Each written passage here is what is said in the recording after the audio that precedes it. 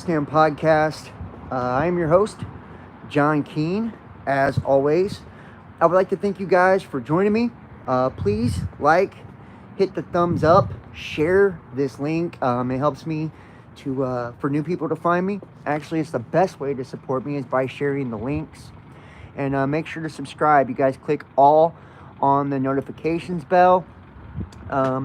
I did kind of decide to do this one a little bit impromptu tonight, so hopefully we get a few people in the chat, some people to join us.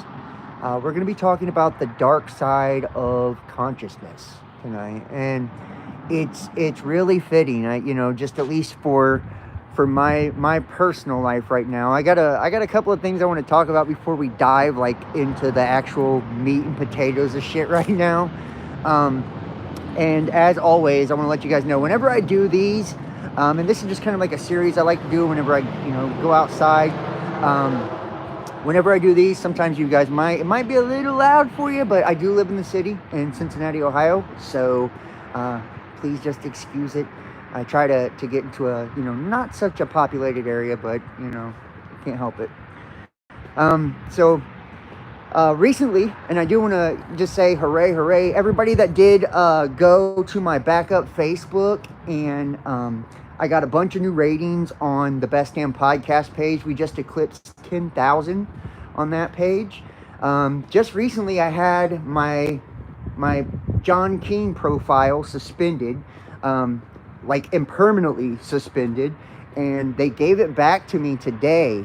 I had a whole, people take a meme, post it into a group, and I guess a bunch of people reported me or whatever. You know how it is nowadays, with people and how sensitive they are when it comes to content and when it comes to the things that people say.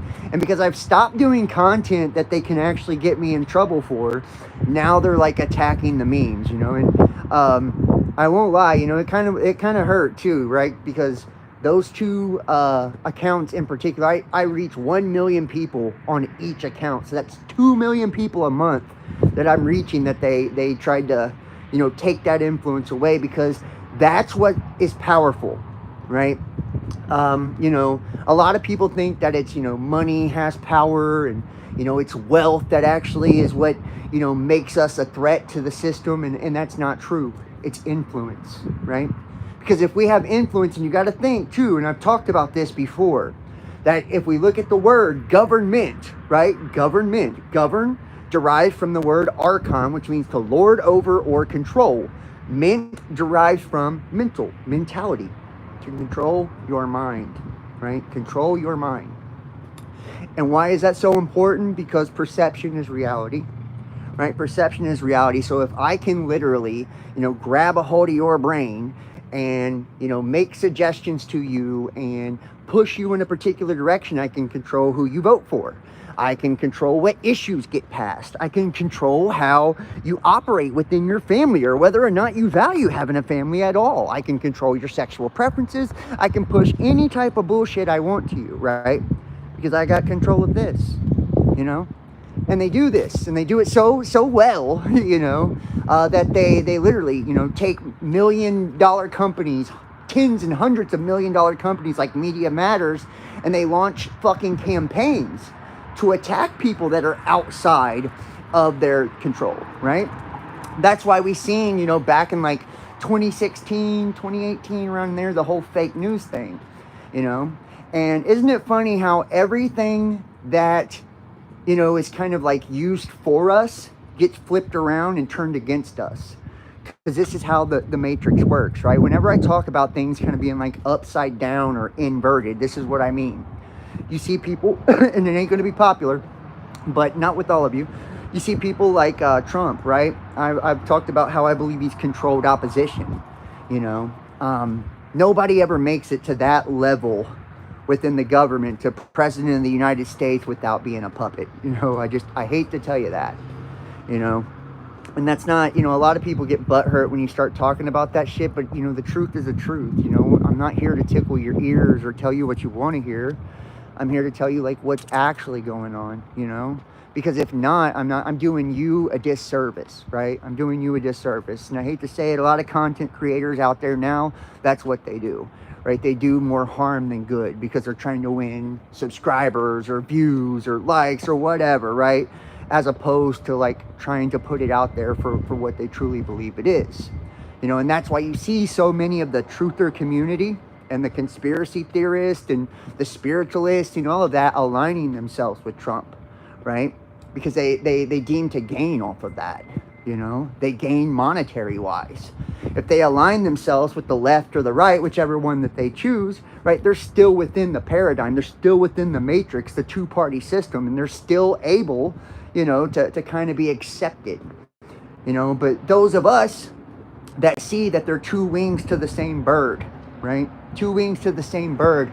And that no matter, you know, no matter which one we choose, there is no lesser of two evils because it's just evil, right? It's just evil. It's like, I hate it when people use that saying, like, I'm choosing the lesser of two evils. Well, that means you're supporting evil, right? You're still supporting evil. It's like, you know, when it comes to, you know, for my own personal taste, it's like, I think I'll just go with neither, you know? Because when we vote, when we cast our vote, and think about it, we cast a vote, like casting a spell, right? What we're actually doing is we're giving that person, because they're an elect, right? I'm sorry to hear that, babe. What they're doing is, you know, they're being elected into a position of power, and we're electing them to represent us, right? So whenever they're making laws and they're making policies on our behalf, right, they can do whatever they want. So when they're taking away your rights and when they're doing all these crazy things, you know, to kind of upend the entire country and, you know, enslave us and the craziness that they do, you've actually given them permission to do that, right? You've given them permission, right? And everything happens on a spiritual level, right? That's why, you know, what's bound in heaven is also bound on earth. That's why in witchcraft, a lot of people try to bind it on earth to bind it in the heavens and vice versa. Okay. Well, I'm getting some messages here. Sorry, guys. I see you, though. You know, and it's getting bound on both planes, right? Because everything first manifests from the spiritual realm. Everything first manifests from consciousness. You know, and we have so many people now that are kind of like adopting the New Age perception to where, you know, we get told all of these different things that they sound really good, once again, tickling your ears, but they're not exactly true, and they're not exactly, you know, they're not exactly going to benefit you in the long run, right? One of the myths that we get kind of hit with all the time is talking about love yourself, self-love, blah, blah, blah, right? And they're taking a spiritual principle, right, that's saying not to have hatred of yourself or not to have hatred of yourself or to allow people to abuse you and things like that, you know, and they're twisting it to try to flip it into like being selfish, right? See, the thing is like we're supposed to love others, right? We're supposed to actually build ourselves up. We're actually supposed to build our consciousness up to serve humanity. We're supposed to be like God, right? According to the Bible, it's like we're supposed to build ourselves up in such a way that we are like God. We're the children of God. Now, please tell me in any situation that you've ever heard of where God, and I'm talking about real, true God of love, not the angry, wrathful, vengeful God, where God puts himself before others. You know, you won't find it. Matter of fact, I believe I've said this before to you guys, but I was talking to somebody about this, how you're never really given a reason in the Bible of why God loves us. You know, you're never told a reason. And you know why that is? Why you're never told why God loves you, you know, and why he does the things he does for you? Because that would be a condition. You know, that would be a condition. And a lot of people, you know, that's how we love, is based on conditions in life. You know, we can have unconditional love for people, but we can never really truly do it like God does, right? Because we do need conditions, to keep people from abusing us and taking advantage of us, because we're not, we're still in the human form and in the human state, and we have that ego. That ego is the most detrimental thing, that humanity has, but it's necessary at the same time. I've talked about how we have a higher and a lower self. Our higher self is like our spiritual, it's our spiritual self. It's the real us. And we got sirens. 1 second. But that higher self, is what allows us to receive and stay in touch and in tune with God, We're constantly receiving and processing information and data. That's everything within our reality is a form of information. It's a form of data. Whether we're receiving it in, light waves, sound waves, right? Different forms of vibrations, electricity, and magnetism. However you chop it up, we are receiving data. Transmissions of all different types, and that's how our senses actually perceive things, But see, that lower self, that shadow aspect of us is what it allows us to store that data while we process it and are able to understand it with our mental, within our human form, right? So it does serve a purpose. But see, this illusion of individuality also gives us that illusion of entitlement,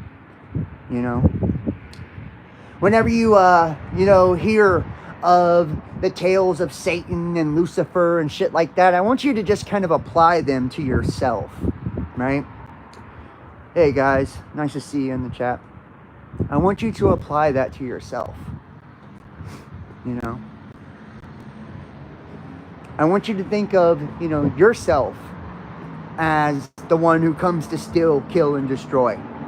I know that's hard for some people to do because we all think we're so fucking righteous and so good and that, we would never do these things. But that's exactly what you're doing, You're trying to steal your own inheritance usually by the way that you talk, by the way that you walk and act within your life, right?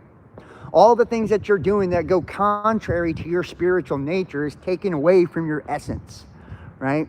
It's taken away from your glory. It's taken away from God. We're all a part of that.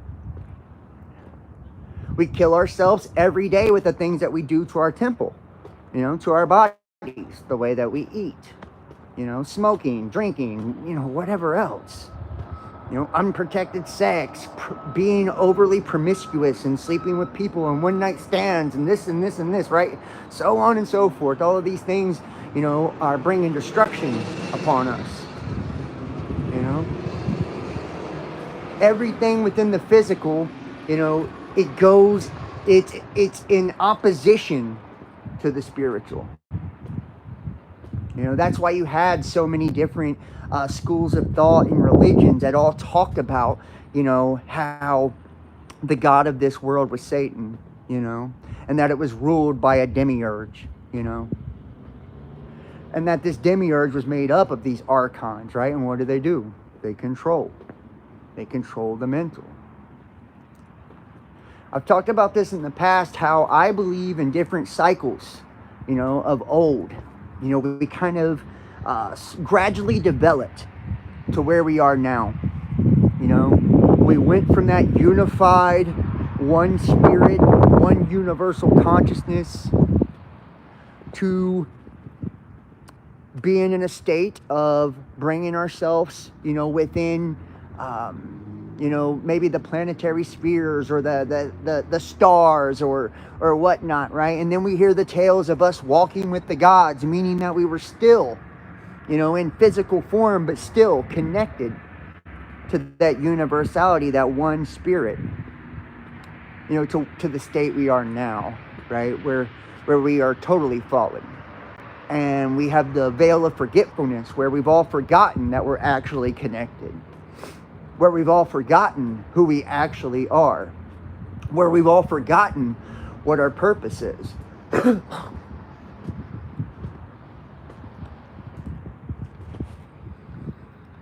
You know, when we see consciousness too, like I said, we're all taught about, you know, self-love and all of these things that the new age airy fairy people preached us, and you know, it sounds so good. But here's what happens a lot of times whenever people, you know, get to a state of enlightenment, and it's kind of shitty, but it's true. Most people, you know, the only reason they're seeking enlightenment and knowledge is for power. You know, it's for power. It's like, once I know all the secrets, I'll have it figured all out, and I'll be able to get rich, or I'll be able to get famous, or I'll be able to control others. You know, see, the light doesn't seek to control and impose its will upon nobody, right? It mimics what God does, which God is the Spirit of God.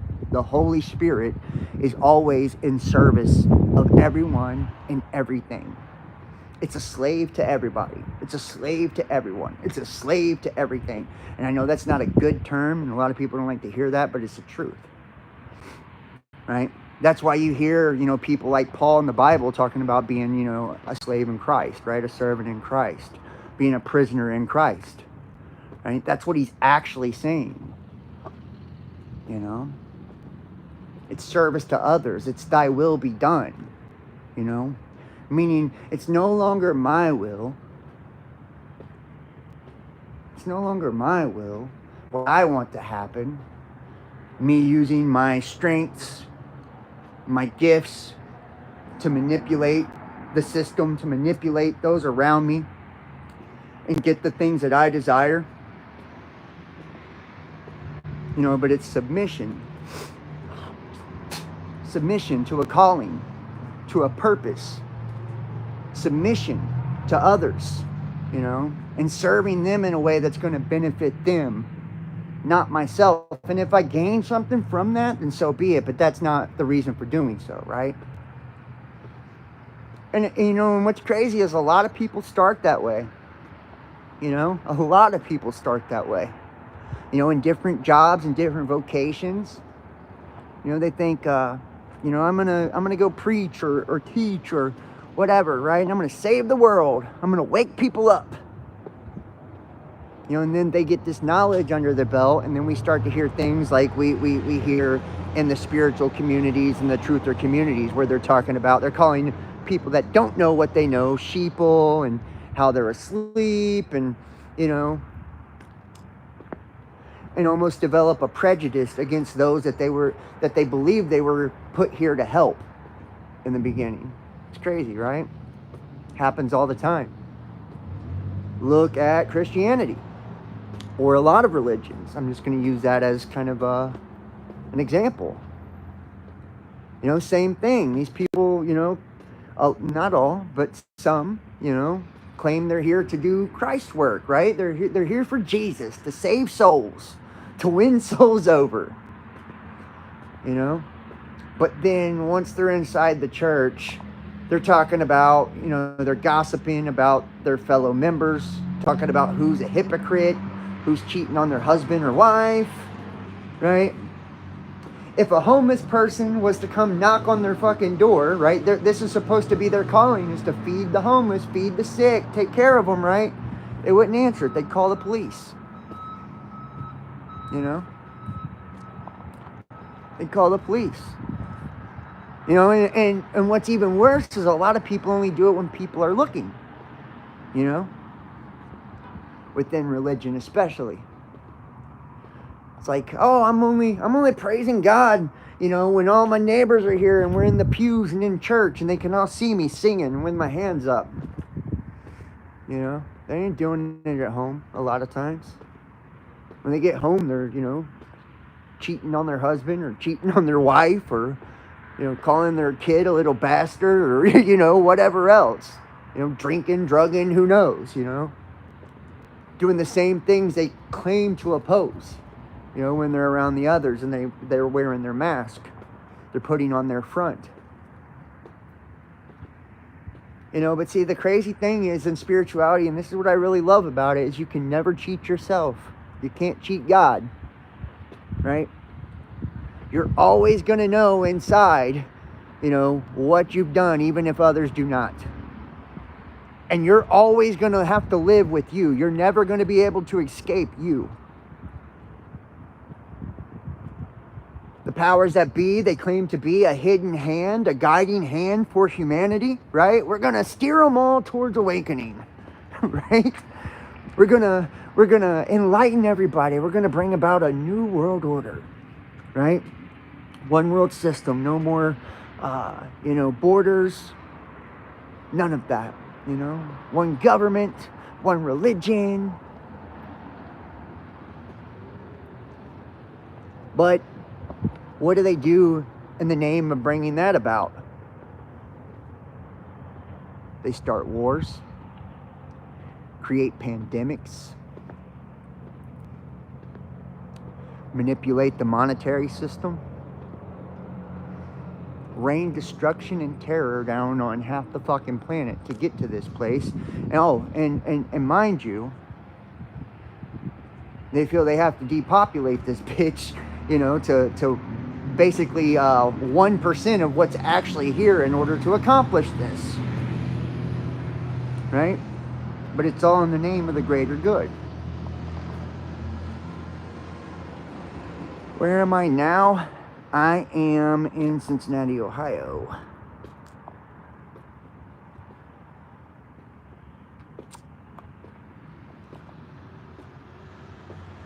And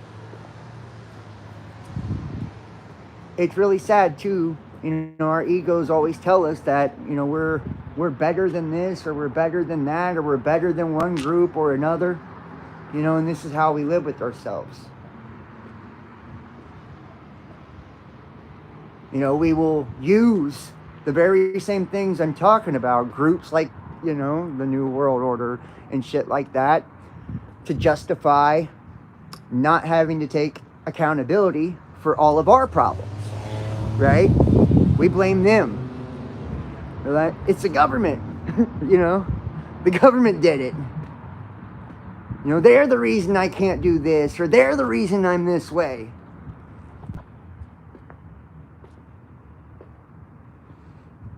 Right? How many different religions point towards another religion? Oh, it's because everybody forgot God.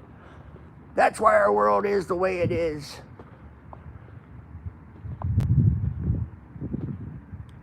The police, if everybody would just obey the law, right? We'd be able to get this shit together.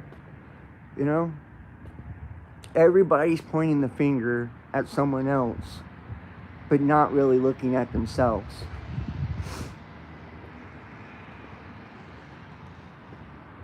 And it's our egos. And we don't. And I've heard it explained a few different ways, and I'm not really sure where I stand on this. You hear people say you got to die to your ego and shit like that. I don't feel like, I feel like the ego does serve a good purpose. Like there is good in having, an ego and having a sense of self and, pride and respect for yourself. I don't know about pride, but respect for yourself, and self-love to an extent, But when self-love, trumps love for others, that's when it's went too far, When we use self-love to justify watching other people suffer, oh, well, I gotta take care of me, so I can't help you,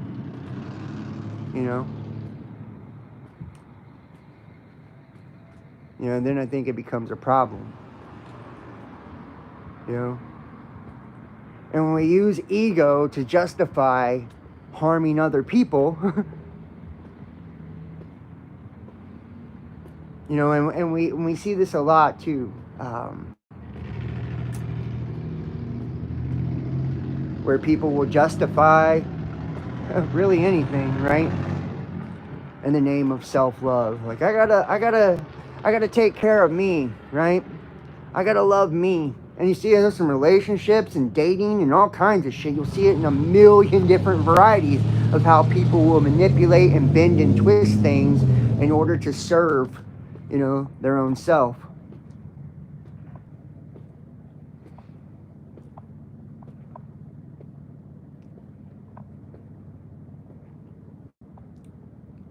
Ego has the ability to poison our mind in such a way, that we believe we deserve things, like we deserve things.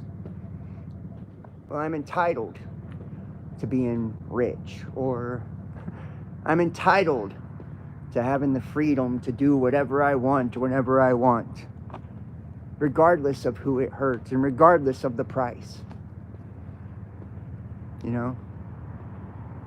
And Spirit always has a way of showing us exactly where in our life and where in our methodology we're flawed, right? Some people call it karma. I just call it balance. What we put out is what we get back, and it comes back in a variety of ways.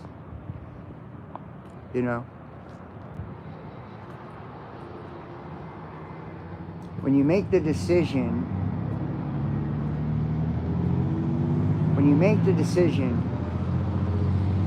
to serve you in such a way that it starts to poison those around you, or takes away from other areas of your life, the laws of creation have no choice but to compensate, one way or another.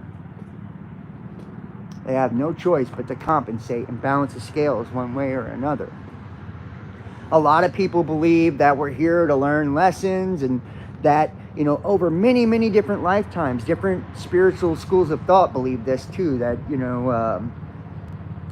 you've accumulated karma from other lives, and that, when you come here in this life, you're actually paying for a former life. I don't know if that's true or not, but I do know that what I have seen, and it seems like as more is revealed, and as consciousness kind of raises and people become more and more aware,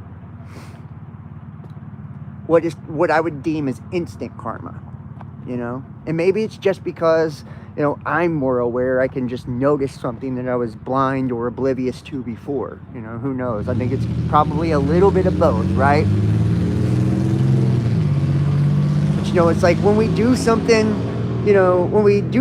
wrong, it's almost like we pay for it instantly in one way, shape, or form, And a lot of people think, most of the people that do fucked up stuff, they get away with it, right? They get away with it. They actually succeed. Crime doesn't pay, then why are these billionaires, getting away with all the stuff that they're doing?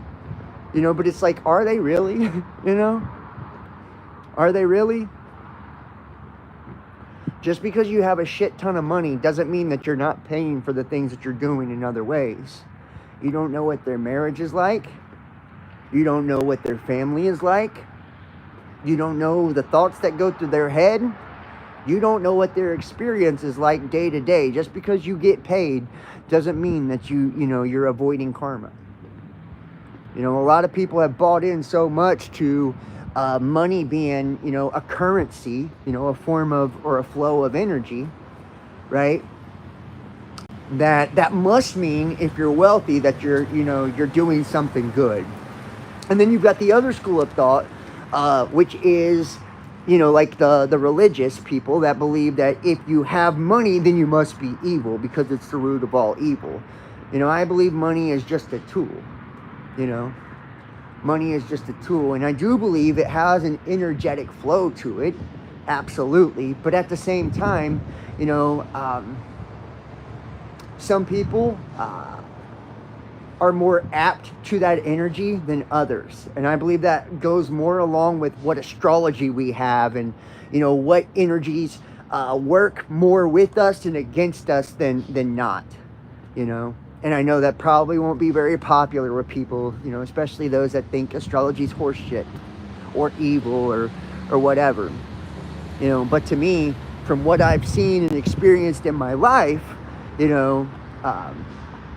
astrology kind of does appear to be the algorithm of who we are, right? So it's like, let's just say, some people's astrology, they have more mercurial energies, in their astrological chart. So they're better at speaking, they're better at talking, they're great communicators or great writers or, whatever, right? Same thing, right? Goes with kind of money, right? We could see this, and so instead of us kind of like looking at it as, oh, well, just this one thing, just because it's a flow of energy, everything is a flow of energy. Everything is energy. There is nothing that is here that is not energy. So people need to get it out of their head. And a lot of people are going to be pissed because all those get rich people, the law of attraction motherfuckers, and these people that are teaching you how to super manifest and all of that. Oh, well, you have a broke person mindset. That's why you can't get money. Okay, that makes total sense, right? You have a broke person mindset. Well, what if it's just the fact that astrologically it's not favorable for you to have a lot of wealth in this life? I would look at my natal chart before I just go ahead and assume that it's my mindset that's keeping me from being able to prosper or have abundance. Because I can guarantee, even if you don't have monetary abundance, you do have abundance in other ways within your life. And I think that's a way that maybe we should at least try to consider looking at things.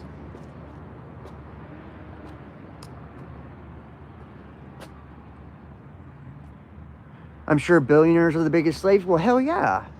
I mean, well, think about it. That's the whole saying of like the keeping up with the Joneses, right? Like, the more you have, the more you work you have to do to keep it up. More money, more problems, right? So it's like, and think about this. This goes a billion different ways. People are always trying to keep up appearances in one way, shape, or form, People want to appear to be a good citizen or good parents or a good husband or good wife, or, people want to appear to be wealthy or a fun guy or a confident person. People are always trying to push some sort of appearances. This is just what we do as humans. We project, and we project what we want people to see, not always who we actually are. Matter of fact, 9 times out of 10, what we do project is the polar opposite of what we actually are and how we actually feel, because we're trying to compensate for what's actually going on inside of us. I'm not saying that people can't be genuine or people aren't genuine. But guys, how many times have you felt, really insecure or afraid or, something like that within your life, and you projected something totally different because you didn't want, people to know you were scared, or you didn't want people to know you weren't confident, or, it doesn't make you manipulative or a piece of shit, it's just human nature. It's what we do. And those people that are super wealthy, right, that have bought into this one world system and shit like that, well, they project power, do they not? They project the illusion of power. And what have we seen about that power?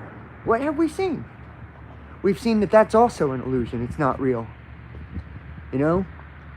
There was some time ago where people would never question that, right? They would believe that these people are the most fucking powerful people on planet Earth. And to people that think that money is power and that money rules the world, I'm sure they are, right? Because they can all be bought. But we've seen over the last decade or so, as content creators emerged and independent media emerged, and as people started saying, no, right? I won't stay in my home. No, I won't take experimental bullshit. No, right? I'm not doing it. We seen them hitting the fucking panic button. Why would they need propaganda the way they need it if they were so powerful? Not even necessary, is it? They ain't got to convince you of a fucking thing. They could just tell you to do it, and you would, if they were as powerful as they project.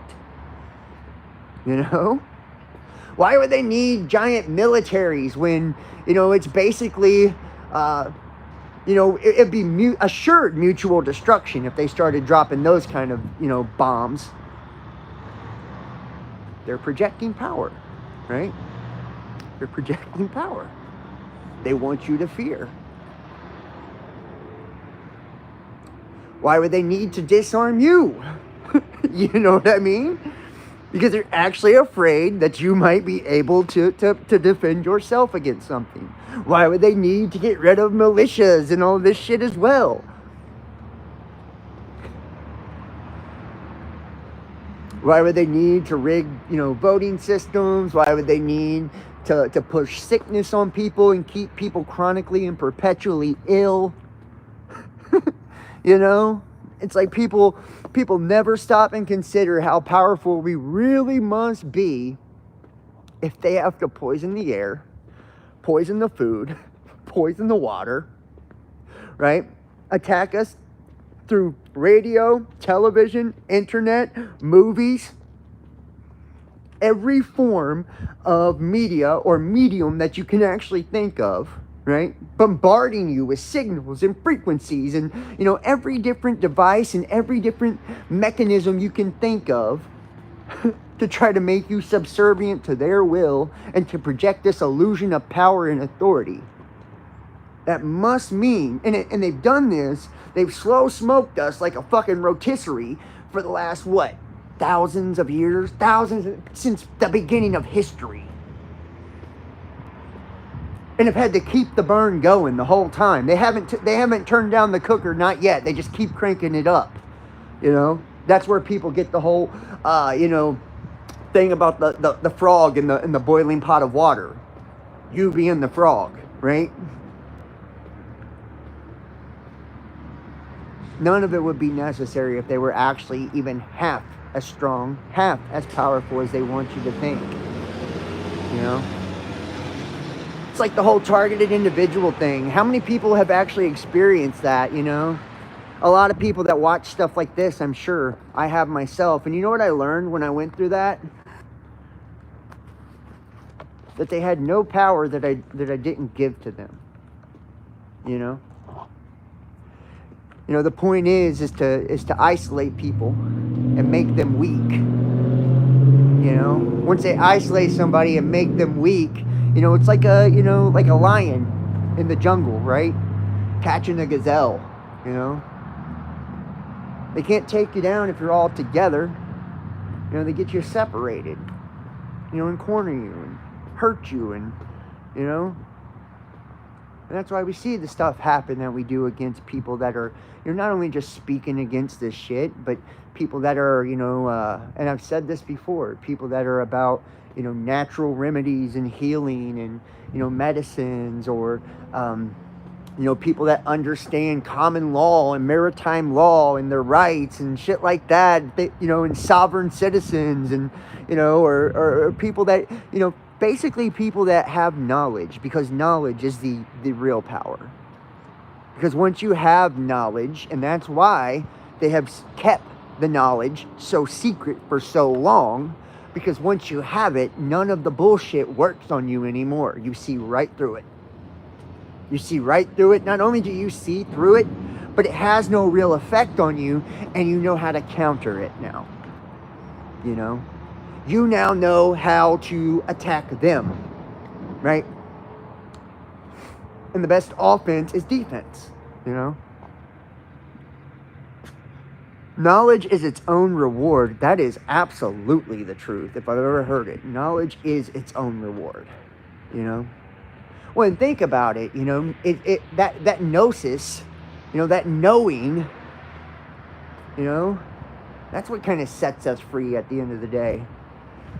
You know, that's why in the Bible it talks about, you know, in the last days, you know, that knowledge would increase.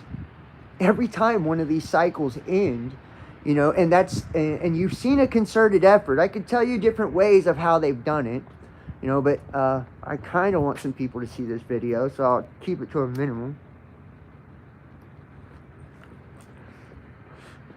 But every time we come to the end of a cycle, you know, Whether it be, and I have different theories on this, and I would love to hear some of your guys' theories on why you believe the knowledge increases the way that it does. I believe that it has to do with, the sun and the solar cycles and the amount of radiation, solar radiation that's being emitted, as our star shifts, because that is, to me, the portal to heaven, if you will, right? It's giving off pure awareness. Remember, everything is emitting information, giving us downloads. And there are even different mudras and stuff you can do at certain times of day, because the sun emits pure Christ energy, or the equivalent to Christ energy, at certain times. And there are different, Tibetan practices and stuff like that actually, align with this. So you see things like chemtrails, right? Attempts to block out the sun, right, in the name of climate change. Nanoparticulates that actually have properties to refract and reflect light back out into space. Is that really because they're afraid the planet is heating up? I mean, this planet, it's been around way longer than us, and yet somehow it's survived, volcanoes, floods, right? Solar cycles and flares, allegedly asteroids and meteors and all this shit, right? But we're doing it with fucking, cow farts and fucking, mufflers. We're going to destroy it that way. Bullshit. Bullshit. And they want us to believe this. That way, they can go right on and do what they're doing. And they've been doing, and coming up with weather modification tactics for a very long time now, at least since the 50s, but I believe a lot longer than that. Just from what we know of things that have, like, the Freedom of Information Act, where we've had things that are now, they've been heavily redacted, but they're now, been released. We have seen that, they've been working on different ways to modify the weather, and I believe that's why. It really has nothing to do with, what they say it is. It's like every time they come up with an agenda, it has nothing to do with what they're saying it does, Just like, the war on drugs and the war on terror and the war on COVID and all that shit. None of it was ever about what they tried to say it about. It was problem, reaction, solution. And I believe that, climate change and all of these other things are no different. No different. If, the sun and solar radiation has the ability to mutate DNA, and when our sun is in solar maximums and cycles where, it's higher activity, it has a direct connection and correlation to human consciousness, right? We have higher brain activity, we live longer, we are smarter, we are able to access more of our brain. Go fucking figure, Go figure.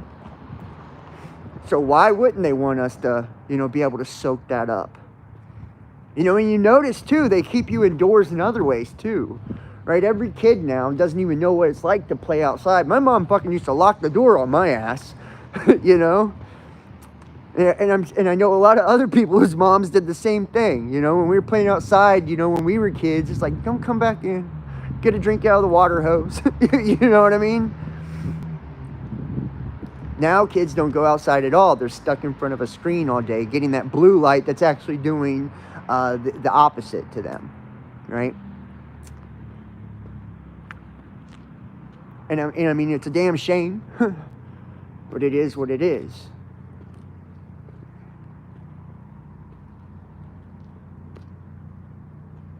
Yeah, well, and I think no matter, what they do, they can only slow down the process, not put a stop to it, if that makes sense, And make sure you guys hit the thumbs up in the chat here. Try to get some people in here tonight. It does help them to push this out more.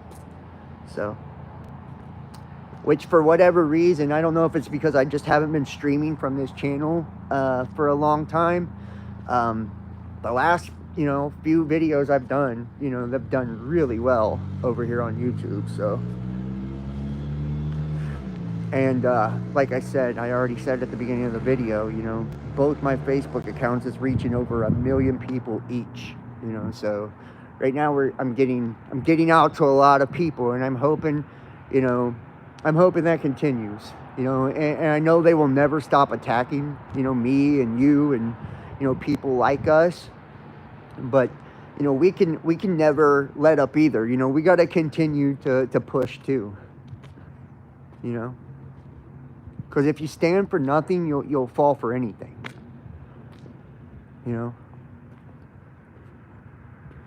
Too often people want to be the nice guy. They want to get along with everyone. They want to please every side. They want to please every side. They want to get along with everybody.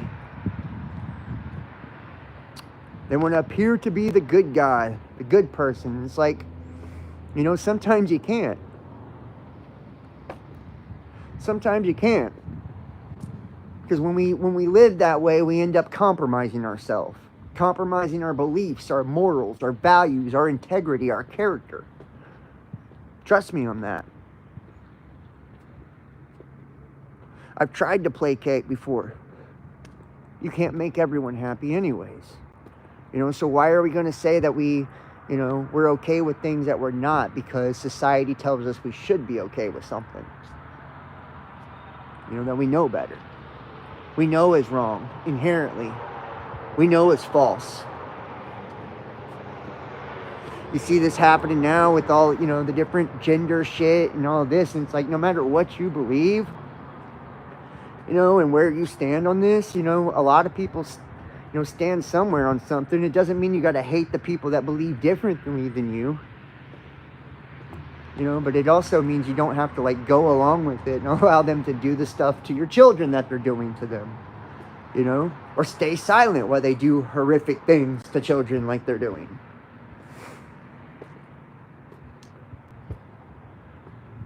That's how we've gotten into the shape that we've got to. But I do believe that, it does take something like this. A lot of times it takes us losing something or someone that we really care about, right? To really wake us the fuck up and get us to see, that we're heading in the wrong direction. We're heading in the wrong direction. Whether that's, losing, your lover, your husband or wife because you don't treat them right or whatever, or you were doing things you shouldn't be doing, Sometimes, it takes us losing someone or something, so we know. We got to feel it. It's got to affect us personally a lot of times for us to be willing to make a change. And I've talked about this in the past too, how, when you look at what happened with COVID and all that shit, how funny was it that nobody gave a fuck about censorship? That nobody gave a fuck about the police state or anything, right? Big Pharma, none of the shit. Nobody cared until all that happened. Then when they started losing people that they loved, when they started losing their jobs, when they started losing, the comforts of their life and, all of that, when they had to stay at home, then the shit was an issue. And the reason is because most people, their life is no bigger than their own sphere. They don't. And everybody claims to be an empath nowadays, but it's really bullshit, True empaths can't put harm on other people and do things to other people because they feel that shit. They feel that shit.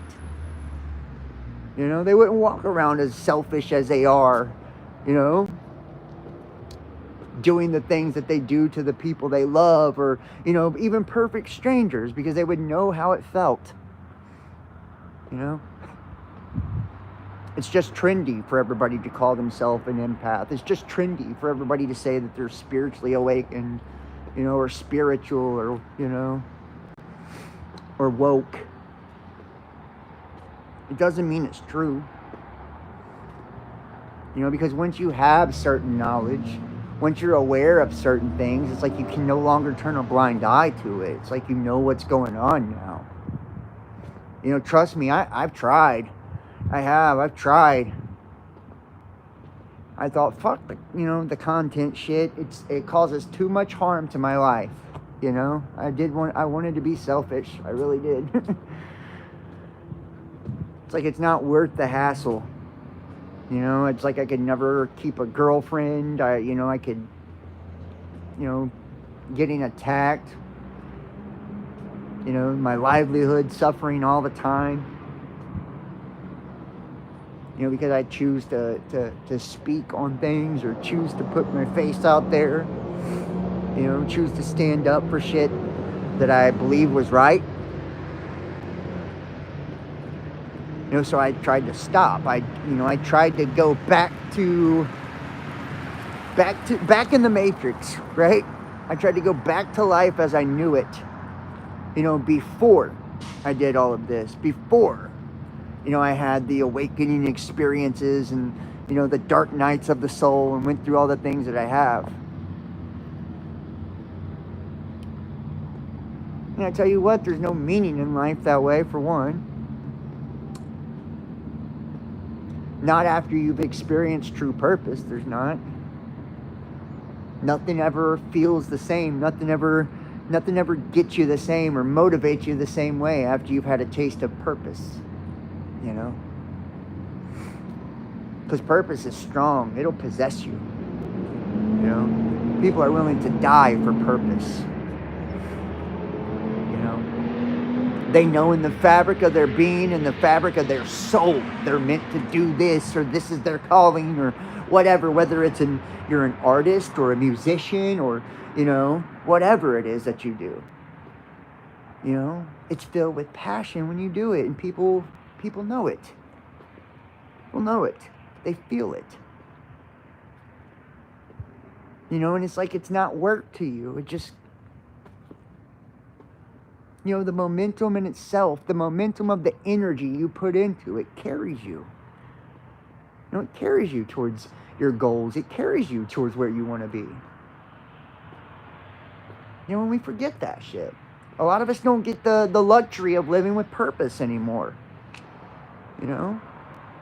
Most people have, you know, they've given up on their dreams. They've given up on living with purpose to, you know, work a 40-hour job just to pay the bills and make ends meet. And there's nothing wrong with it, but it's just kind of what's happened. This is what society does now. You know, and you're almost looked at as like foolish, you know, if you do anything else. You know, that's kind of like the rite of passage of becoming an adult, is to stop dreaming, stop being a kid, you know. To do something that's going to pay the bills, to do something that's going to, you know, make money.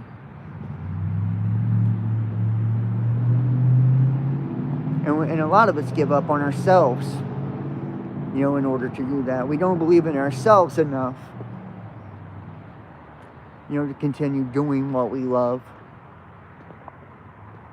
Myself guilty as well, you know. Anything I ever say, I'm also guilty of. I just want to put that out there.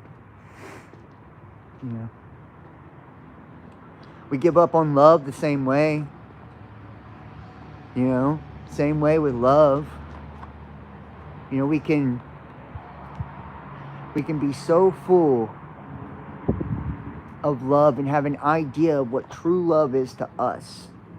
And I guess it's different to each and every person. You know, but I'm talking about, you know, the kind of love that it defies logic. You know, it defies logic. It possesses you. You know, the kind of love you know instantly. You know. We stop believing in that type of love. You know, because that type of love don't die, by the way. You can die, it won't. You know, that type of love, it stands the test of time. It will always burn as long as you nurture that flame. You know? I'm sure it's going to have ups and downs, just like any, you know, relationship or whatever, but it'll always be in you. You know, you'll always feel love like that. You know, and it scares people.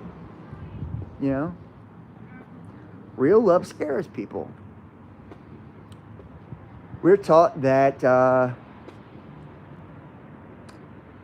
that stability equals love, right?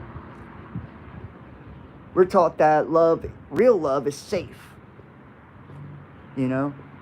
It's steady. There are no ups and downs. You know, I was looking at some different studies, and it was saying that, you know, real love, you know, people that fight and have arguments have more sex, last longer than people that don't. You know, that we need that conflict in order to come back together. We need that resistance in order to pull us back together. You know, if you think about it, these are the laws of polarity. You know?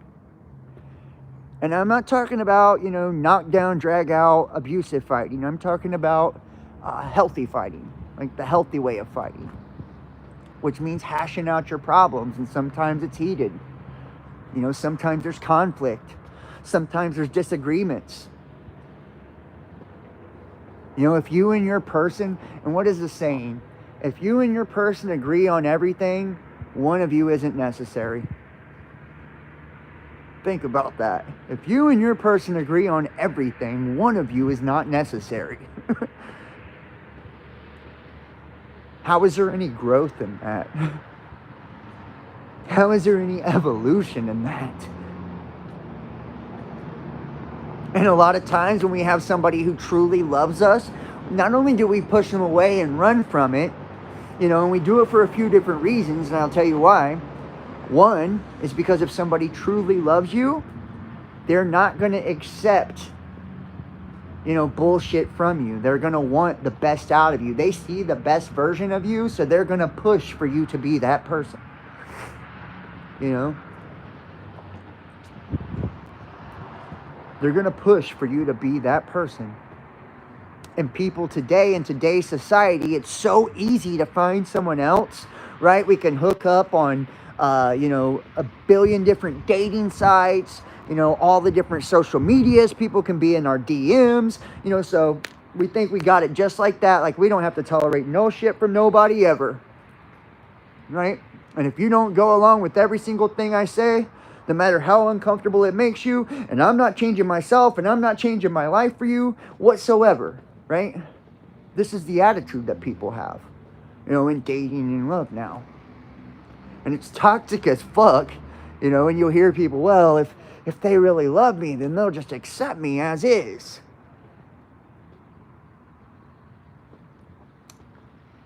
Maybe in the beginning, you know, but they're going to, you know, if you were just staying the same as you were when they met you, then that means you're stagnant. You know, that means you are stagnant. You are complacent. You are not growing. When you met them, you were single. Who the fuck wants to be stuck with a person who is eternally living like they're single? You know what I mean? Give me a fucking break.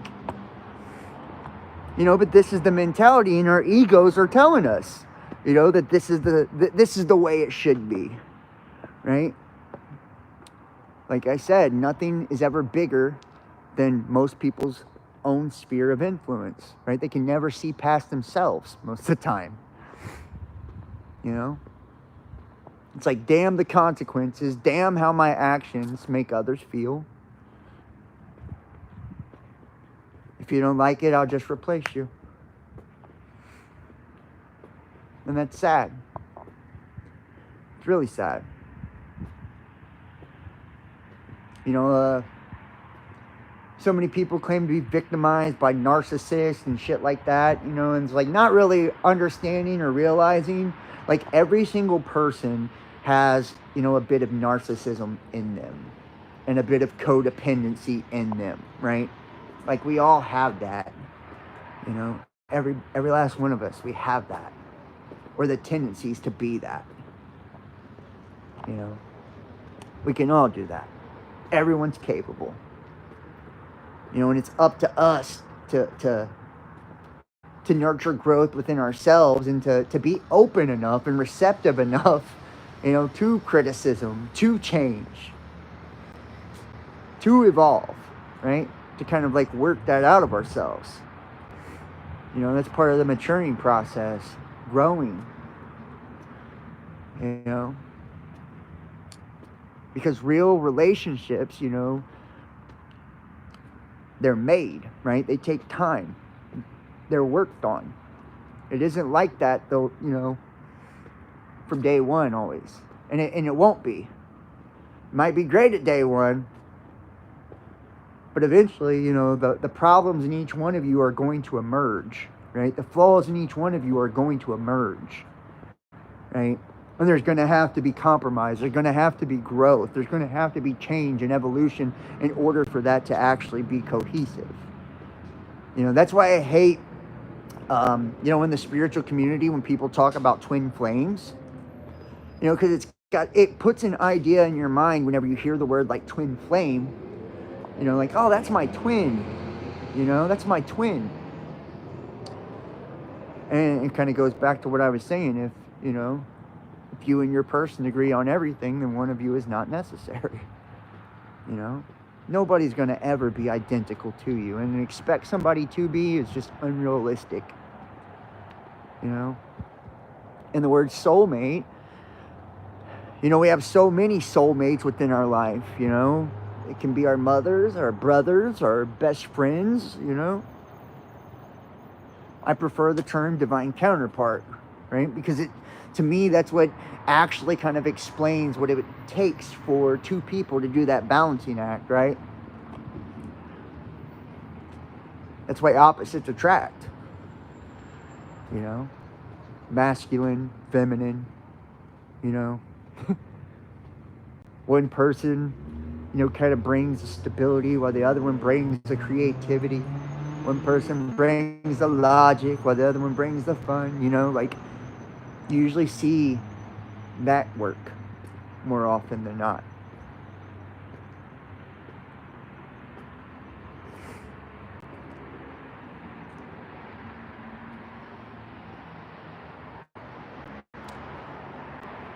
Kind of like back to, you know, talking about consciousness.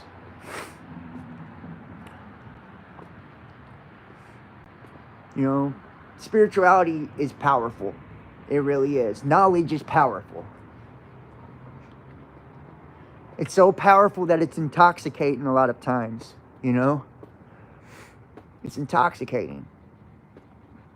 You know, I said this, like when we have certain knowledge, sometimes we can get in our heads, we can get in our egos, you know, and start to believe that we're better than other people. We're better than those around us because we know something that they don't. That's why the powers that be developed mystery schools and secret societies and shit like that. Do you think it's because, and think about this, and I want you to honestly think about this, because what you're going to hear from a lot of people, and it's bullshit, is that they do it because if everybody had the knowledge, then they would all abuse it, right? And that's, you know, sounds kind of realistic, right? It sounds true in essence. But here's the fucking thing about spirituality, about consciousness, about knowledge. You can never get it without earning it. If that makes sense. You can never get it without earning it. You know? And once you do have it, and if you do have it and you're reckless with it, there will be lessons. There will be lessons to show you why you can't be. You know? I used to think, and I believe this, that all of the books I read and all of the knowledge I had and all of the things I knew and memorized and, all of this, right? This giant compilation of things I knew, that's what made me knowledgeable, That's what made me knowledgeable. And you know what? There's a difference between knowledge and wisdom, I guess, then. Because knowledge is knowing, and wisdom is on experience.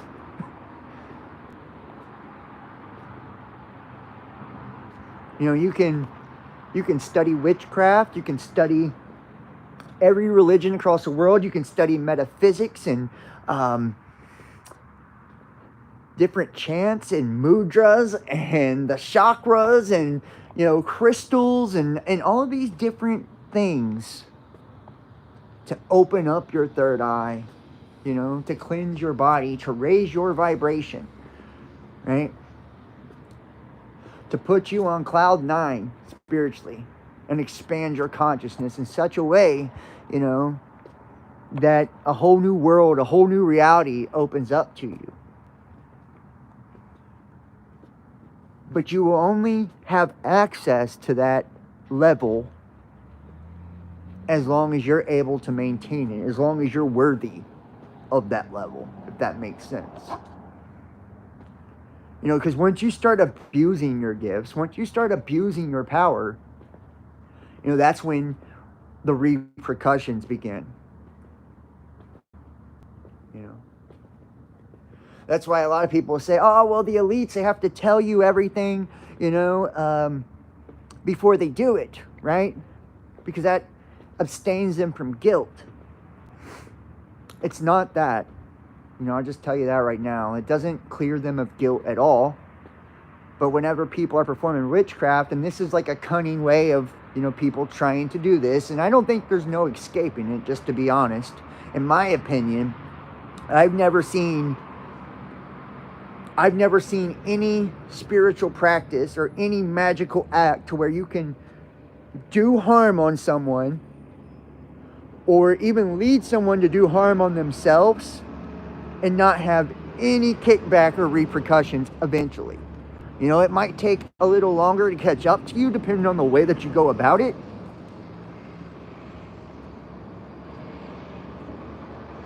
But you're always going to get the vibe that you're putting out, man. That's just the way that it works. That's the way reality works. So when people are trying to tell you, and it is true, a lot of people who practice the dark arts and practice black magic and, believe in doing things that actually bring harm to others or manipulating others and, bringing chaos into others' lives for their own benefit, they'll actually try to tell you what's happening, and it's not because they believe they get no guilt, right? It's because they want you to do it to yourself. That way they don't have to. They want you to do it to yourself. That way they don't have to. They know in truth that they actually have no dominion or power over you. And that's just, that's just how it is. That's the truth. Not one person has dominion over another. We are all sovereign entities. We all have the same divine spark within us. I can tell you till I'm blue in the face that I can control you and I can do all of these things to you, but it doesn't make it real or true unless you believe it's real or true. So that's the illusion. And think about it. How far back does that go? And this is like the concept of Satan and all of this, right? Where, the father of lies, right?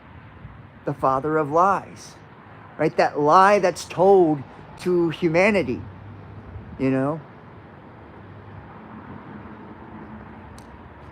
Steal, kill, and destroy.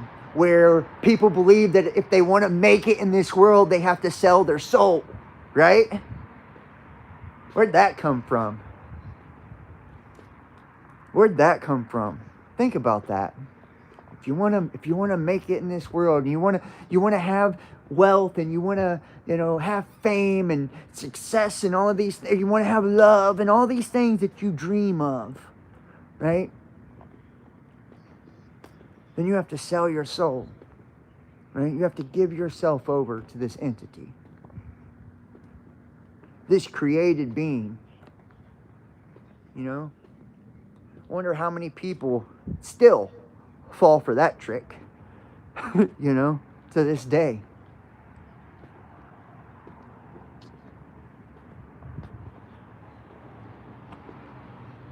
All that actually ends up happening when people do that is they don't get what they want, and that's a fact. You might get a version of what you were going for, but eventually you're going to hit a point to where you realize that you were deceived, right? And that there's a ceiling with that entity, because that entity is also created like you are. That archetype, that entity has been created just like you. It isn't all-knowing and all-powerful. It doesn't have the authority to give you all that you desire. There's a ceiling right there. You can only go so high. And too often, people forget who got them there, People, they get, famous and shit like that, and it's like, then they sell their soul. It's like, what actually got you to the top? You know what I mean? It was God. It was you. It was your spirit. That's what got you there. It was hard work. It was focus. It was being humble and putting your head down and keep moving forward. Doing the right thing. That's what got you there.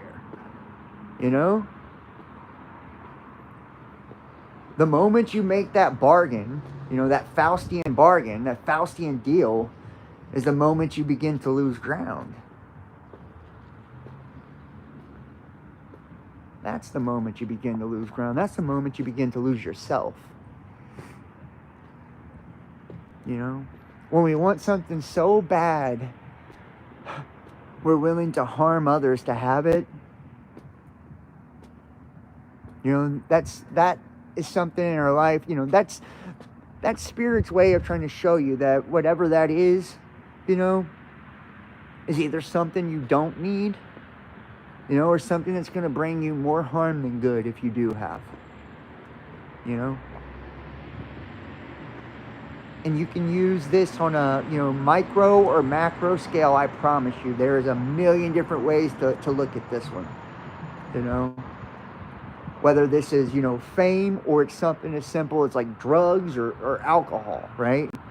People want drugs so bad. What are they willing to do? They're willing to sell their bodies. They're willing to steal. They're willing to hurt those who love them to have them, right? Creating all that hurt and pain in others and in their own lives, right? Spirit is trying to show you, and they're reaping all these shitty consequences on top of it, right? Going to prison, being homeless, getting sick, reaping all these shitty consequences as a result, right? And it's Spirit's way of like showing you, like, this is something that you don't need. This is something that's doing more harm than good. This is something you need to release. Same thing with alcohol. People drink themselves to an early grave. They lose relationships. They lose jobs. They lose all kinds of shit, right? Over their drinking. And people may say, oh, well, that's not the same thing. It is. It is. Anytime we compromise our morals, and our beliefs, and our character, and our integrity for something, we pay for it. We sell a little piece of ourselves, And you can sell your soul a bit at a time. Most people do. They're willing to to up the ante a little bit at a time, Willing to start off with just a little white lie at first, And then it becomes something worse, right? Then they're willing to, to do something to compromise their body in a certain way, or to do sexual favors, or you see what I'm saying? It just elevates a little bit at a time. And before you know it, they're joining a cult, and, you know, fucking wearing the skin of a fucking 10-year-old on their back or something, you know? I know that just got really, really big really fast, but I'm just saying it's the truth. You know, those people that belong to all of that didn't start off, you know, doing it from day one, right? They didn't start off doing it from day one. You know, they were conditioned to do it.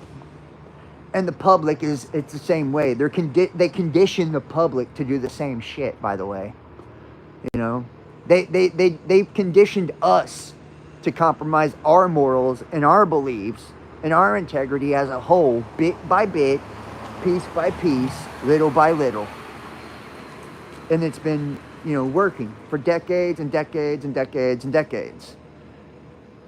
You know, you don't get to a morally broke and bankrupt society, you know, overnight. It doesn't happen, guys. You know, it started off, you know, back in the fucking 50s and shit with advertising and stuff like that, you know, targeting the housewives and shit like that. You know, it was just a little bit at a time, you know, a little bit at a time. You know, when people fell for it, you know, they speak to your desires. That's, you know, that ego, that's how it works, you know. That is the dark side of consciousness, is our ego. You know, is our desire to want to control, to want to serve ourselves. That is the dark side of consciousness, is serving ourselves. You know, and no matter what we do and what way we decide to serve ourselves, you know, we're always serving the ego when we're doing it. The devil, well, the devil or double, right, is what the word actually derives from. It's the double, right? The devil, double, right? It's your shadow, you know, ultimately. See, everything in spirituality and everything, no matter in what religion it is, it actually comes from something true, you know? And I'm a firm believer in that. Our language, you know, when we look at language in itself, right? And we look at the actual etymology of our words, that's how we find the true meanings, you know? That's how we find the true meanings.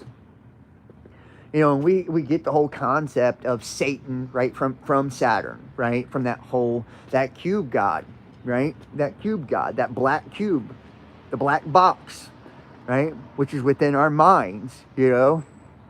Hey, we on live, bro. What's up?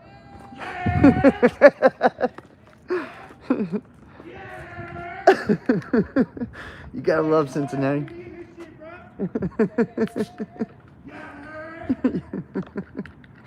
Well, cool. Gotta love that. But yeah, so anyways, I love you.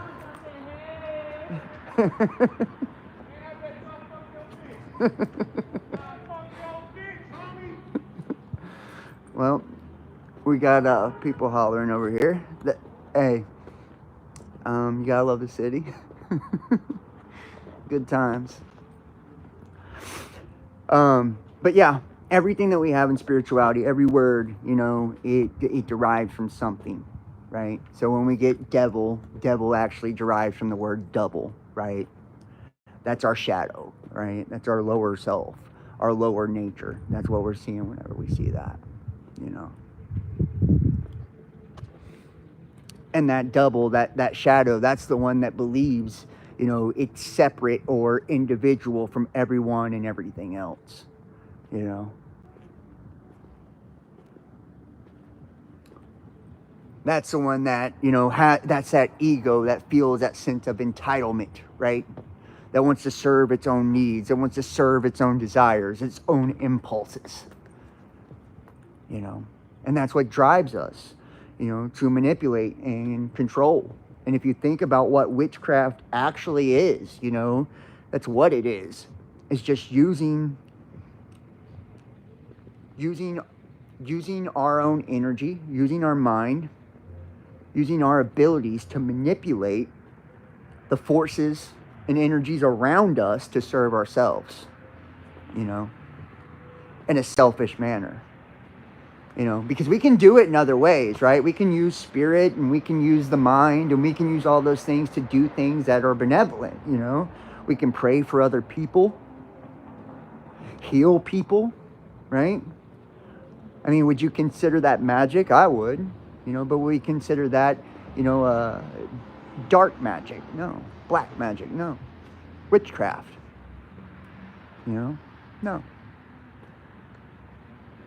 You know, we would consider that something that, you know, actually helps the world and helps other people. You know, but it's whenever we decide to take it and bend it and twist it and pervert the nature. You know, because remember, it's thy will be done. And then when we see witchcraft, what is it? Do what thou wilt, right? Do what thou wilt is the whole of the law, right? Meaning I serve me and only me, no matter the cost.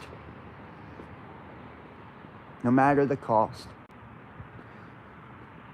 You know, and a lot of spiritual, and not spiritual practices, we'll just say a lot of the darker side of consciousness is people trying to figure out, you know, how to avert the consequences for the actions that they do to serve themselves, right? That's the whole thing of like telling someone what you're doing to them as you're doing it, you know, whenever you're hexing them or, you know, putting them under a spell or whatever else, right? It's that way you're not doing it by force. You're doing it by suggestion, you know, and you're trying to, you know, to clear yourself of it, right? It's like, oh, well, you did it to yourself, you know? You said I had dominion over you. You gave me control over you. You gave me your spirit. You gave me your soul, right? You did this on your own free will, on your own volition.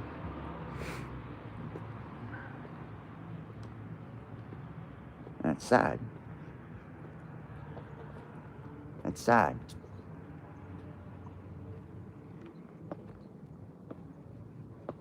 It takes a dark motherfucker to really want to do that. You know? We have the right to defend ourselves. We do. You know, those who, you know, levy attacks against us and, you know, shit like that, you know, we should, 9 times out of 10, I think it's never really the right thing to attack people back, because as long as we know that they have no dominion over us, the attacks, you know, they have no effect unless you believe they do, right? But that's, you know, getting into the same thing, the same principle, you know, you believing that whatever they're doing, you know, has an effect. You believing, you know, that they can, you know, take from you or harm you or whatever. That's when it gets power. That's when it gets feet and is able to run. You know? And so many people do believe that. You know, so many people do believe that, you know, and there's going to be a cost no matter what. So let's say you're summoning some help or something like that, you know, to accomplish, you know, a task, right? First and foremost, you know, that comes with a cost. That comes with a price. It's never free, right? There's always an energetic exchange, you know? And that's where the whole concept of, you know, that's where the whole concept, okay. That's where the whole concept, I seen your message. That's where the whole concept of, you know, tithing and, you know, collection plates and shit like that actually come from.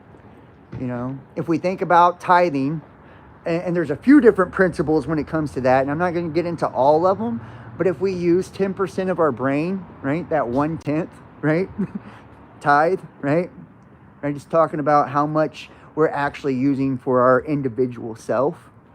And then also you've seen that, you know, principle as people were giving knowledge, you know, gnosis to other people and giving, you know, and using their knowledge to put blessings in people's life and bring healing to them and teachings to them and, you know, stuff like that. You know, people were understanding that it was an energetic exchange. So they were like giving something back, whether it was like, you know, helping them with money for, you know, food or clothes or whatever. It wasn't because if you didn't, you know, God wouldn't grant your prayers, you know. And it wasn't, and like you see now, you know, where these different, you know, mega churches and shit, you know, literally will have you give money to have a prayer answered. Like, as if you pay, you're going to get a blessing, you know? Like, no, it's all done freely. You know, that's the thing. That was the whole concept, you know, and like I was saying about the stuff with God, you know, like in the Bible, we never see, you know, one reason of why God loves us. And why is that? Because it's unconditional. You know, so you can never do anything, you know, to invoke the spirit of God, or that, you know, that all-knowing, you know, creator spirit to do anything. It does it no matter what, right? It always is working on your behalf, and that's a fact. It's always working for your good, and that's a fact. Now, whenever you have these disembodied kind of distorted, what we would call, you know, demonic spirits. And think about it, you know, a demon is, or a daemon, right, is or a domain, right, is a persona. It's a mask, right? Right? So it's something that is individual, right? Separate, right? Or it believes itself to be separate. You know, it's acting on its own behalf. It's acting in its own accord. You know, so when you're calling on these entities, these are entities that they're spiritual fucking hitmen, if you will. I mean, when you really think about it, and you know, and a lot of these archetypical, you know, demons or entities or angels or whatever you want to call them, in my opinion, are just fragmented parts of the collective consciousness, right? So they're fragmented parts of ourself, you know. Thank you. They're fragmented parts of ourself, you know. They're parts of us that, you know, that have fallen along the way because of, you know, perverting either their nature or, you know, selling themselves, or selling, you know, lack of integrity, lack of character, you know, lack of these things, not, you know, not being in service to others, but being in service to themselves, right?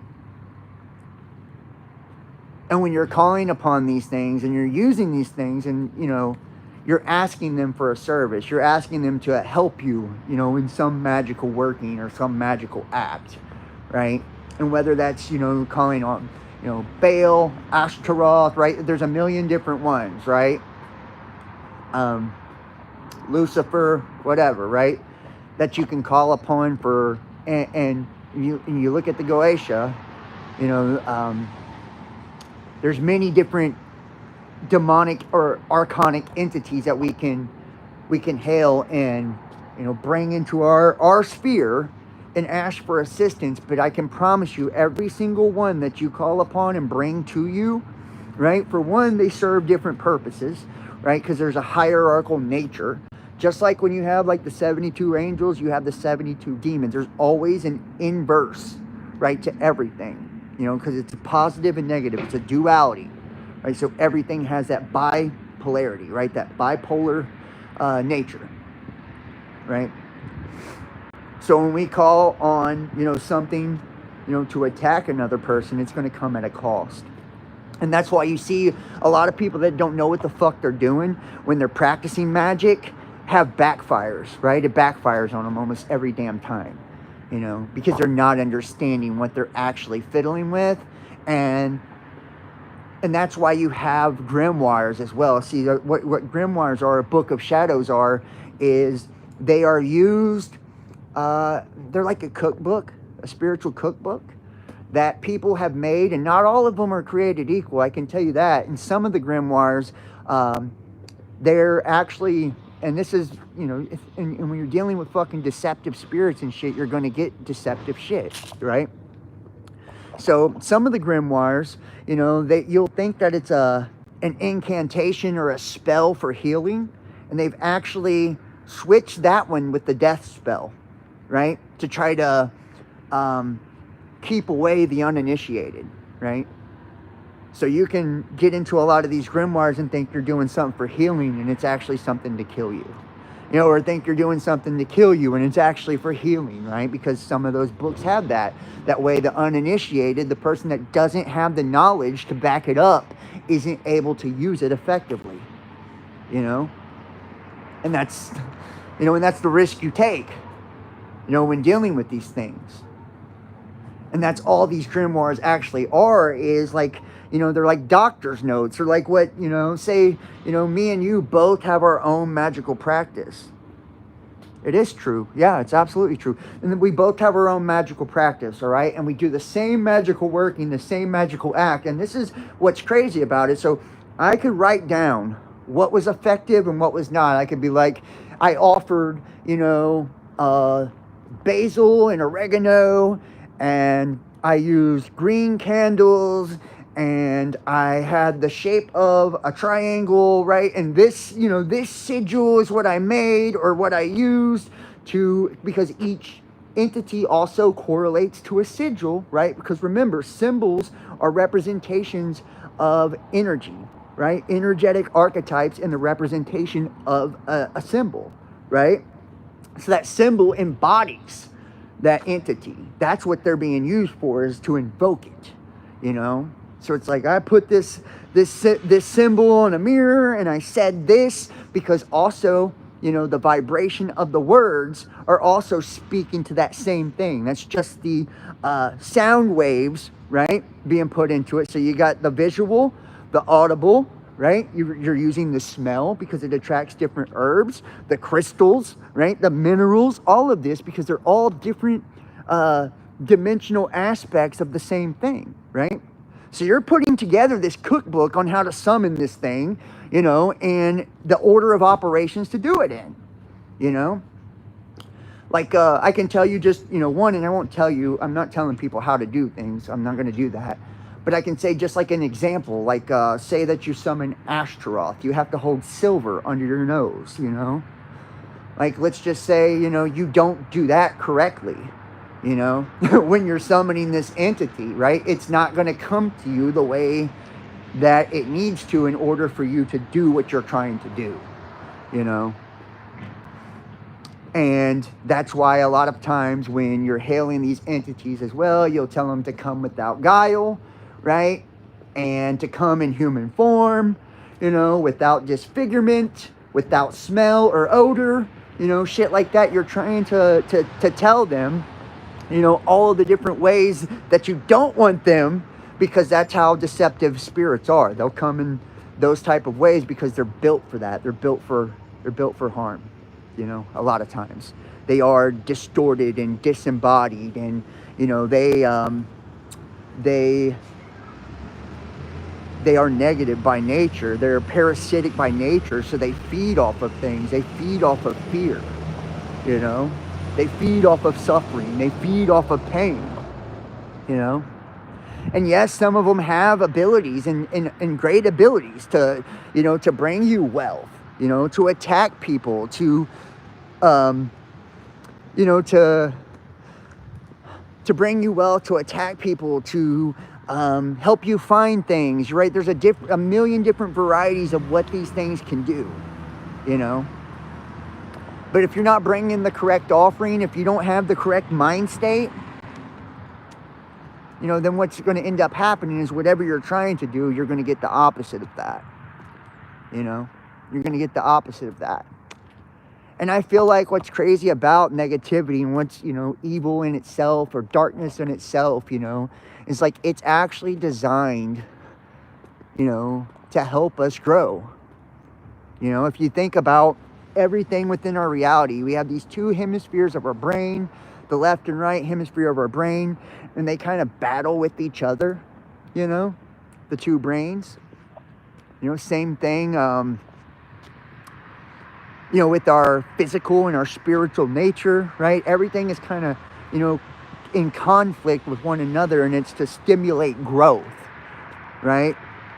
That's what a whole, you know, dark night of the soul and transfiguration and transmutation and all that actually is all about.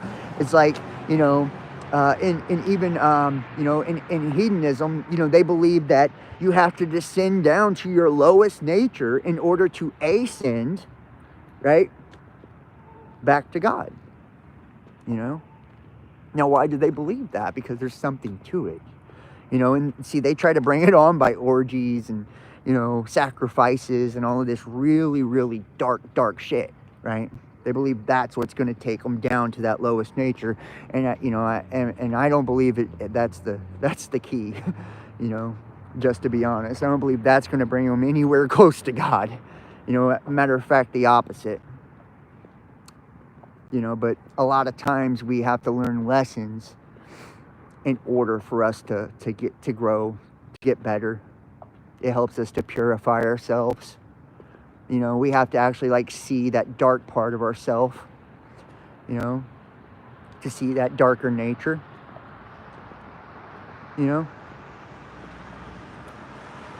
And I know it's not, you know, it's not always fun, you know, having to look at yourself and, you know, and have to look at yourself in the mirror, you know, and like see how flawed we can be, and, you know, see how dark we can be, because however good you are, however much light you have, you know, within yourself, that's how much darkness you have as well, right? You have that much darkness on the opposite end of the spectrum, you know. And I was talking to somebody about this, you know. There was like it's like, you know, you ever seen like a person that's really, really good? You know, a lot of times they've been through hell, you know, to get like that. A lot of times they've been through hell, you know, to make them, you know, want to do, you know, to do right into the world, or make them not want to harm others. It's because they themselves have been harmed, you know. When you've been hurt, and when you've been abused, and when you've been victimized, you never want to hurt, abuse, and victimize others. You know, sometimes it can make you want to do that, though, too. You know, you get both ends of the spectrum. You know, you get people that allow the hurt, that allow the abuse, that allow the pain to conquer them. You know, they do. And it sucks. It sucks. Because then, you know, they turn around and do the same thing to others, you know, that was done to them. And you see this a lot, and I've said this before, you see this a lot in like relationships, you know. A lot of times, you know, when, you know, people are, you know, people that cheat, it's because they've been cheated on, you know. So they feel if they don't cheat, then, you know, they got to cheat before you'll cheat on them, right? They don't know how to be loved, you know. A lot of times people that's been abused, you know, will run, you know, from love, because they can't fathom that someone else could truly love them for who they are, you know. So they'll self-sabotage, you know, and they'll show you all of the different ways that that they've been hurt, that they've been wronged in life. You know, and they'll put that on you. They'll project that onto you. You know, and it's their subconscious way of showing you, like, this is why I can't be available for you. This is why I can't be the person you need me to be. And they're showing you through their actions. Because this has been done to me.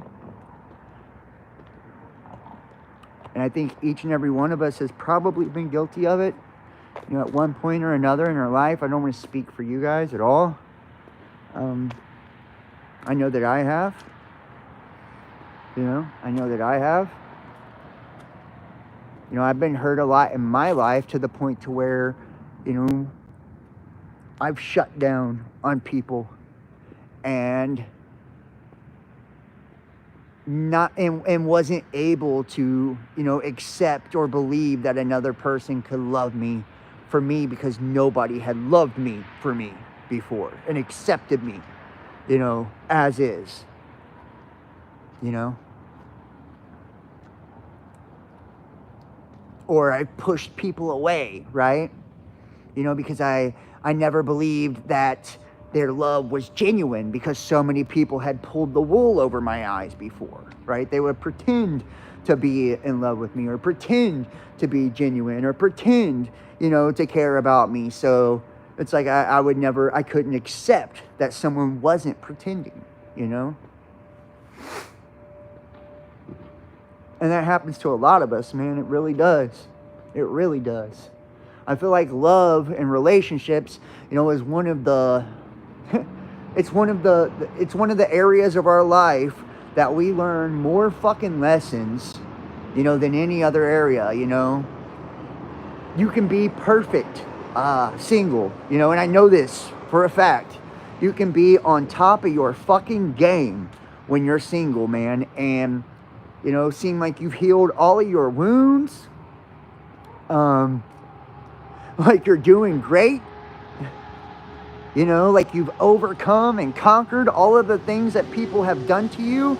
But once you get into a relationship, right, and you have to be vulnerable again, right, that's when you're going to see the true gauge on where you're at in your healing. And I promise you that. You get so many times the new age people, the airy fairy shit, it's like, oh, well, and they'll tell you, you need to, they'll try to persuade you that like you're going to do all your healing by yourself, and it's fucking impossible. Those people don't know what the fuck they're talking about, Notice that it's always single people giving relationship advice. Notice that it's always people that can't hold their own fucking relationship down telling you what to do with yours, right? Notice that it's people that can't, have infidelity within their own relationship, can't keep a man or can't keep a woman that's telling you how to behave or telling you how to interact in your own.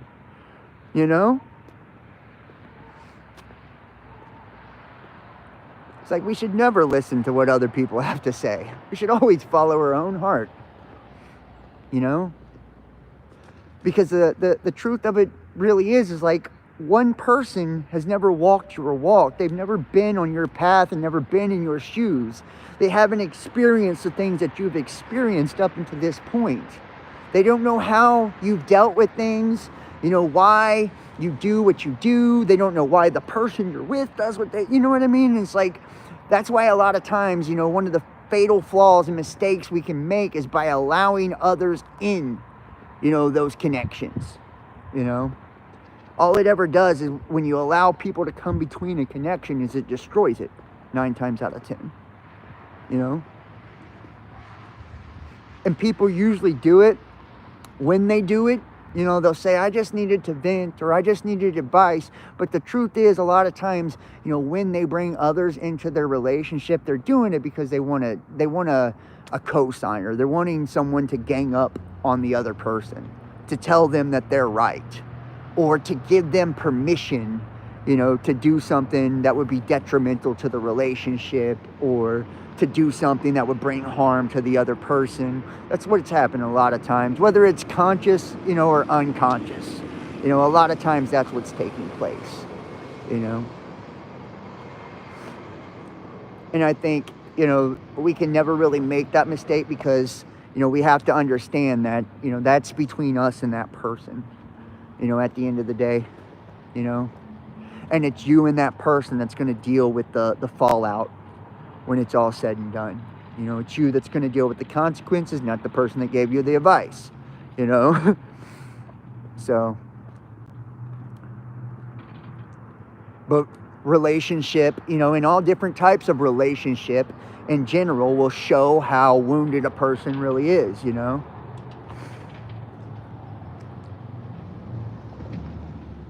I can tell you for a fact, like, I really did. I thought I was the most healed person on the face of the earth, man. I did. I'm like, damn. I've been through some shit, and I'm, I'm ready again to be in a relationship again, and I'm ready for love again, and I felt like I was just there, like everything was cool, like I had no more wounds, no more trauma, like I had healed and conquered it all, and then, I can't trigger me the way another person can trigger me. I can't put myself in those situations. I can't, make myself feel the emotions the way, or the insecurities or the things that another person can make me feel.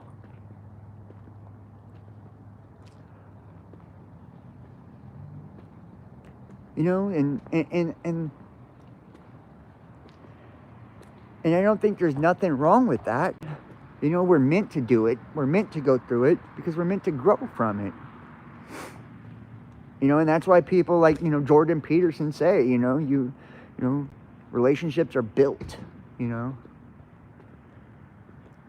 It's like God or spirit gives us the raw material in a person, and we have to decide if they're worth the energy, the effort, the time to mold into that finished product, or if we will be able to mold them into that finished product, and if they can mold us into the finished product, because it's going to have to work together. You're going to have to mold each other, into that finished product, and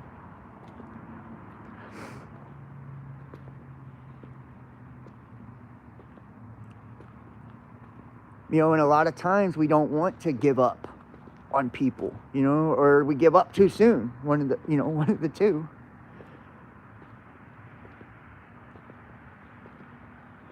We give up too soon. Like I said, society now,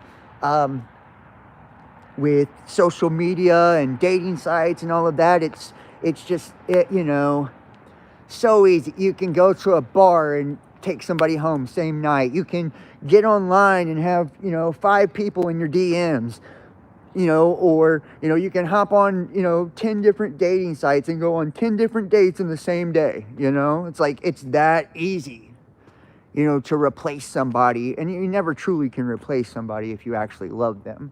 But it's that easy, for the next person to come into your life. So a lot of times, we're not willing to be patient enough, understanding enough, to put in the energy, the time, and the effort, to take that raw material and shape it into something that's going to, suit us,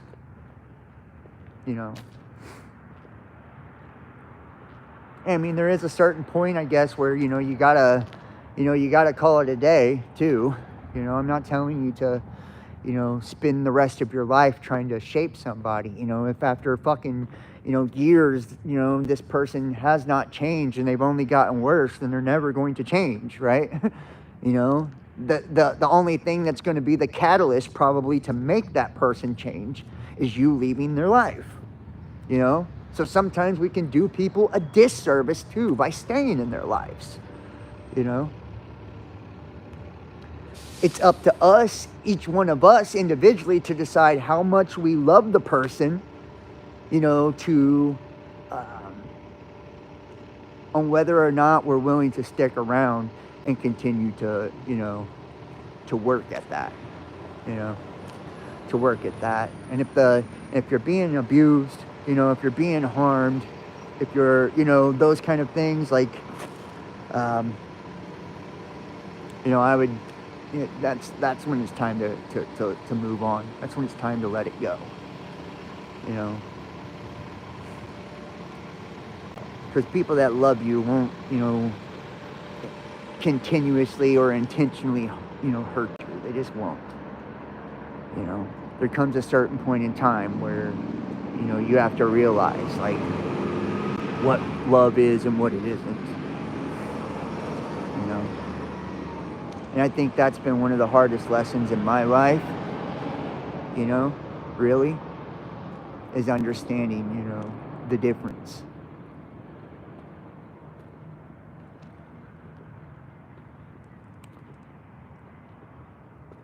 And not all people, that show that darkness, that dark side of themselves are bad, People can change in life, and people do change. And it's the dark side of our consciousness that is what allows us to change. It's what brings forth change. It's what stimulates and promotes growth and change. So it's necessary.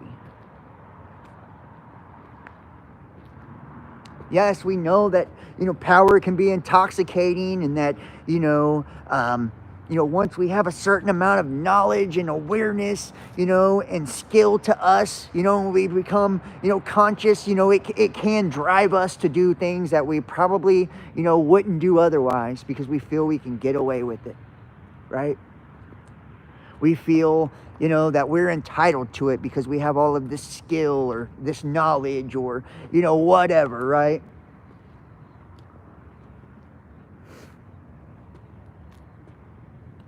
We feel that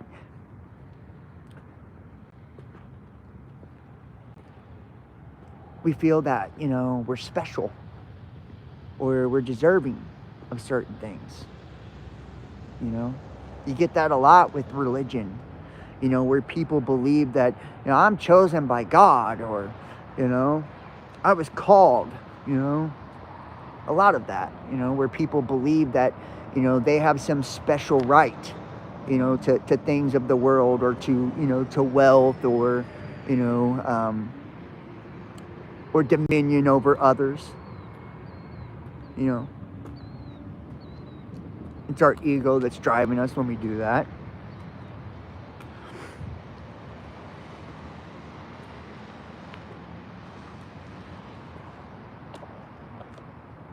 I feel like too, not only do, we all have to deal with our own shadow, which is a challenging thing. It truly is, right? Everybody facing their own shadow and having that dark night of the soul.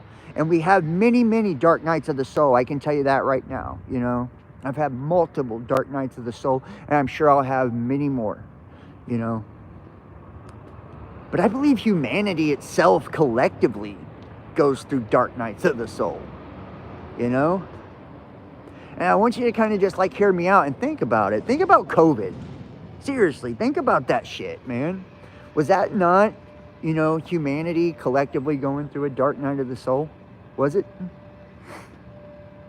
It's like we've seen how corrupted the spirit of humanity had become as a whole, And it took us seeing that, right? All of the control, right? We were being told, with propaganda and manipulation and censorship and all of that, right? Like they were censoring the fucking truth about things and hiding information from us, and, sneaking around with different agendas to we had seen how poison and how toxic we had become as a whole, how poison and how toxic society was. It's like the collective spirit of us. They were willing to take people's livelihood, their jobs, to force and impose laws and rules and mandates and all of these things down onto people.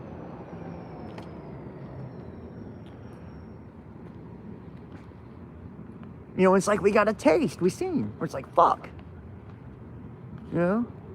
This is us. This is what we've become. Everybody turned a blind eye to all of that shit for so long until it was right, and they denied it, right? The whole ignorance is bliss thing, we know that's bullshit, right? Ignorance is just ignorance, dude. It's not bliss. Just because you pretend like you don't know what's going on, doesn't mean that you're not guilty. You're guilty just the same.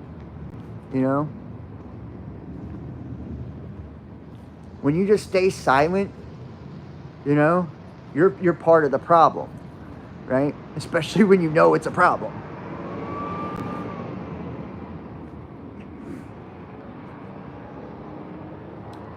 And I think they know too, and we kind of seen that, that most people inherently want to be good, so they played on that with everybody. That's how the darkness does. That's how it works, right? It plays on certain things, It plays on your weaknesses, It's like, oh, are you going to get your grandparents sick, or, your parents, or right? Like you see their little fucking fangs coming out, sinking their claws into everybody, like playing on their conscience, you know, making them feel guilty. So then what did they do in turn? Because that was done to them, and this is just showing you just how we do it. We mirror our experience back to each other always, right? So what do? Right? You've seen everybody else doing the same thing to people. Looking at them in a line, why ain't you wearing a mask? Right? Saying that the people that didn't go along with it were the problem, right? They shamed the fuck out of everybody that didn't go along with it. Do you remember? Why? Because they were shamed. They were shamed into doing it, so they're like, if I gotta do it, so do you. I fell for it, so do you. They told me I was bad if I didn't, so you're bad.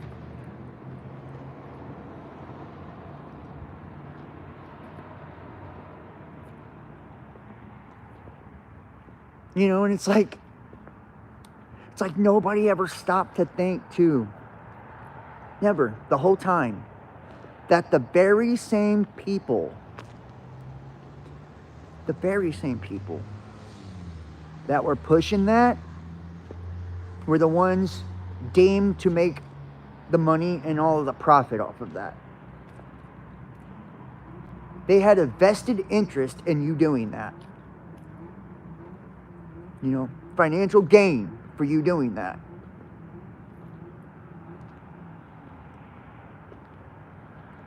Or that the very same, you know, people that were imposing the laws and all of this had a vested interest in you going along with it. Right?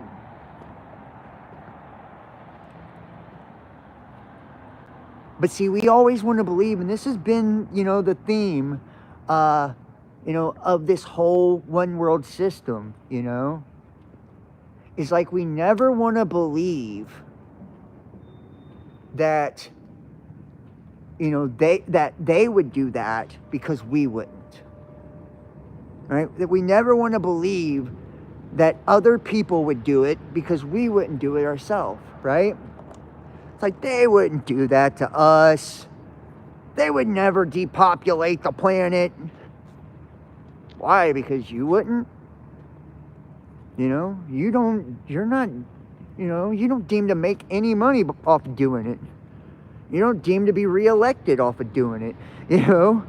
You're not invested in a giant fucking pharmaceutical company. You're not, you know, like all of these different things.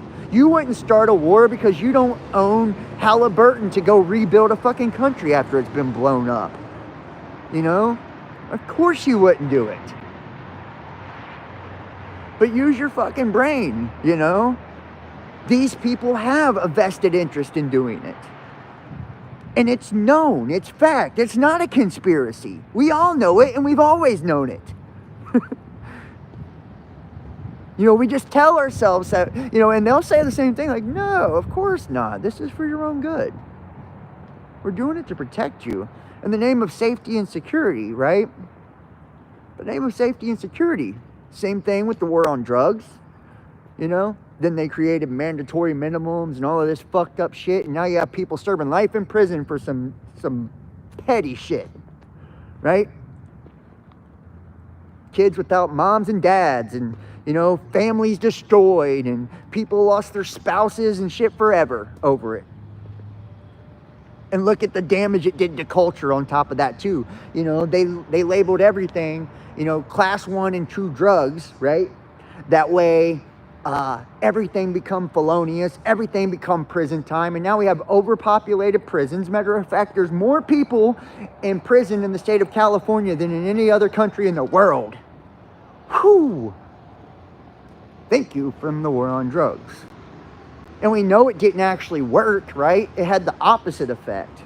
The more they demonize something, right, it polarized people in the other direction. Did it not? Right? Made more people on drugs. It created an entire industry, you know, out of drugs, right? So then you have people that had to get it the legal way and go through the government to get it, and the pharmaceutical companies are hand in hand with the government, right? And the corporations that continue to destroy us, continue to get more rich, more powerful off of it. And the people that get elected are sponsored and, lobbied by these corporations. Once again, right? Nobody paying attention to reality here.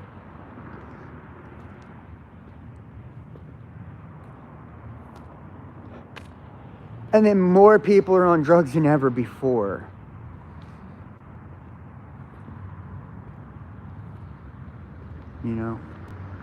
It's like we don't see it. They run the same fucking playbook on us time and time again. Time and time again. And we continue to fall for it. The war on terror, same thing. Same fucking thing. The whole, 9/11 and all of that. And notice how every time these type of things took place, there was always government exercises being ran at the same places, the same fucking time as the events happened. That time was no different, y'all. Hate to tell you. And then they call them conspiracy theorists when people say, hey, wait a second. Steel doesn't burn at the same temperature that jet fuel does. Wait a second. Why did Building 7 just fucking blow up by itself? Wait a second. Why does the Pentagon have this giant fucking hole in the side like somebody hit it with fucking dynamite? Wait a second. Conspiracy theorists, conspiracy theorists, conspiracy theorists. Right? That's a conspiracy.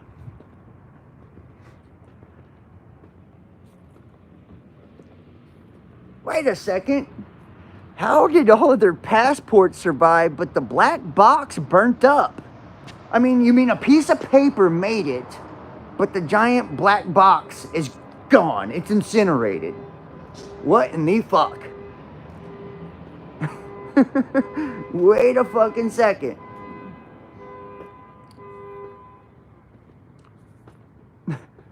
Give me a break, bro.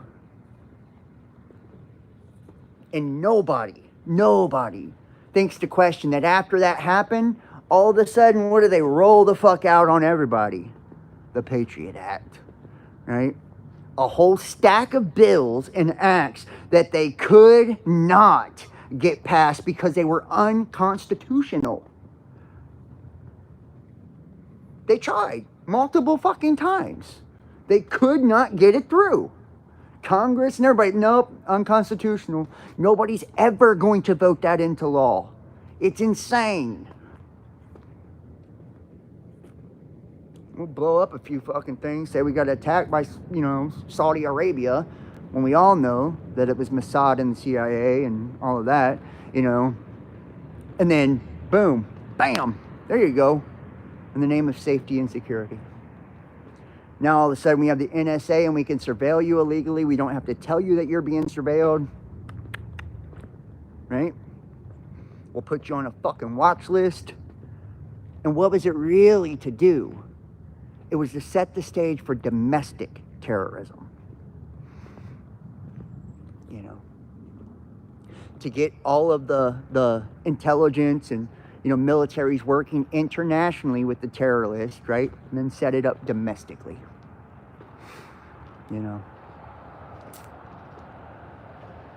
Think about it, y'all. And I mean it, really think about it. Same thing with all the school shit, right? Every time a concert got hit up, like the Las Vegas guy, right? One guy did all that. That was my first viral video, by the way. I had a video of a helicopter that was flying around the concert, and it looked like blanks or something, maybe real ones, I don't know, were just coming out the side. That was my first one. Remember it like it was yesterday.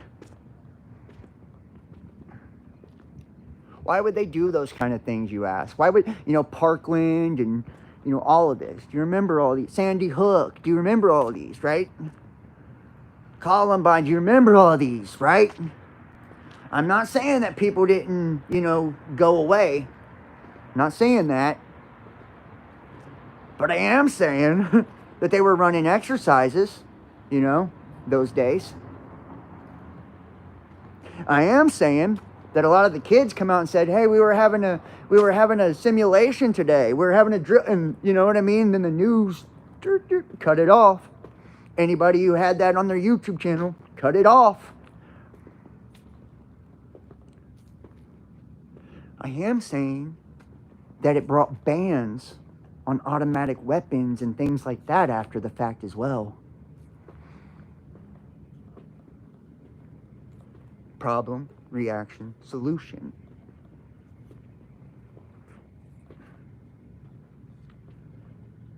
Oh, just like JFK, right? That whole deal. Do you remember his speech before that happened? 2 weeks before that happened? The speech about the secret societies, where he asked the media to help him against this monolithic group and shit like that, right? Basically talking about the CIA and, the secret societies and shit like that. Or when Eisenhower left office, he warned everybody about the military-industrial complex. At least he had enough fucking brains in his head to wait till he left to do it.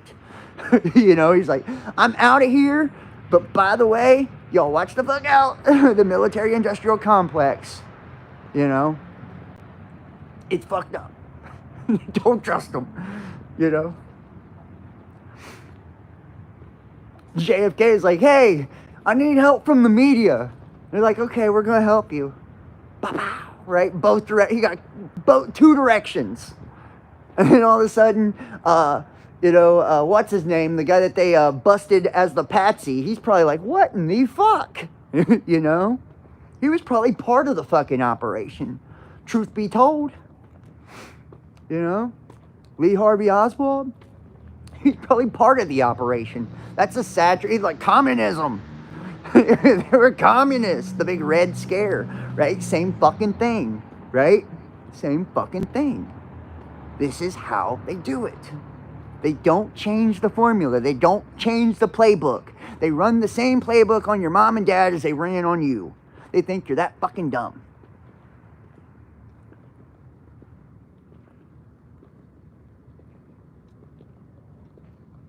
Talking about the grassy knoll and all this shit. I can tell you right now, if it's in the news, it's a distraction.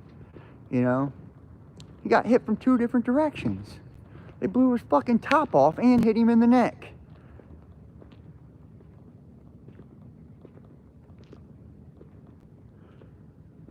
And if I'm being honest, it looked like, one of the Secret Service or his wife was in on it. I did a video about it some years back. They took it down. Imagine that. And I found like the Zapruder film and shit and was showing it. I did it with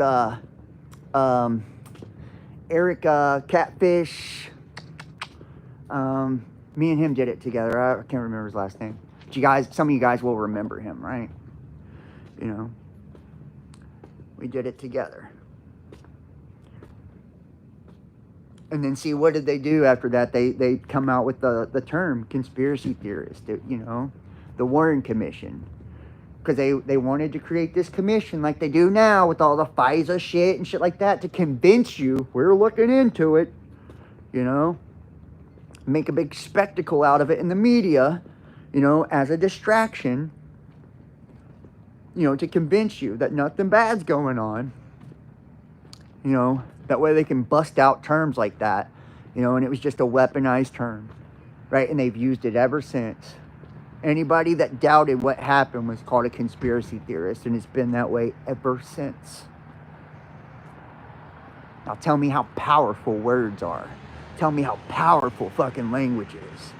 Tell me how powerful the media is, right? Think about it. And the same thing goes on today. Even though it's a television, the tube, right? The tube. Think about this. Now it's YouTube, right? YouTube, right? You have a YouTube channel, right? A channel, right? And I'm broadcasting, right? I'm broadcasting my live stream, right? My live stream, right? Casting a spell to my scribes, right? The ones learning underneath me. What is a scribe, right? It's someone who learns, right? Sub is below you. It's someone underneath you. Subordinate. My subordinate scribes, right, are learning underneath me as I broadcast, right, from my YouTube channel, because I'm a channel, right? That's streaming. Think about it, dude. Think about it. So, of course, they don't want, nobody that's, actually doing some real shit out there to have any sort of influence, right?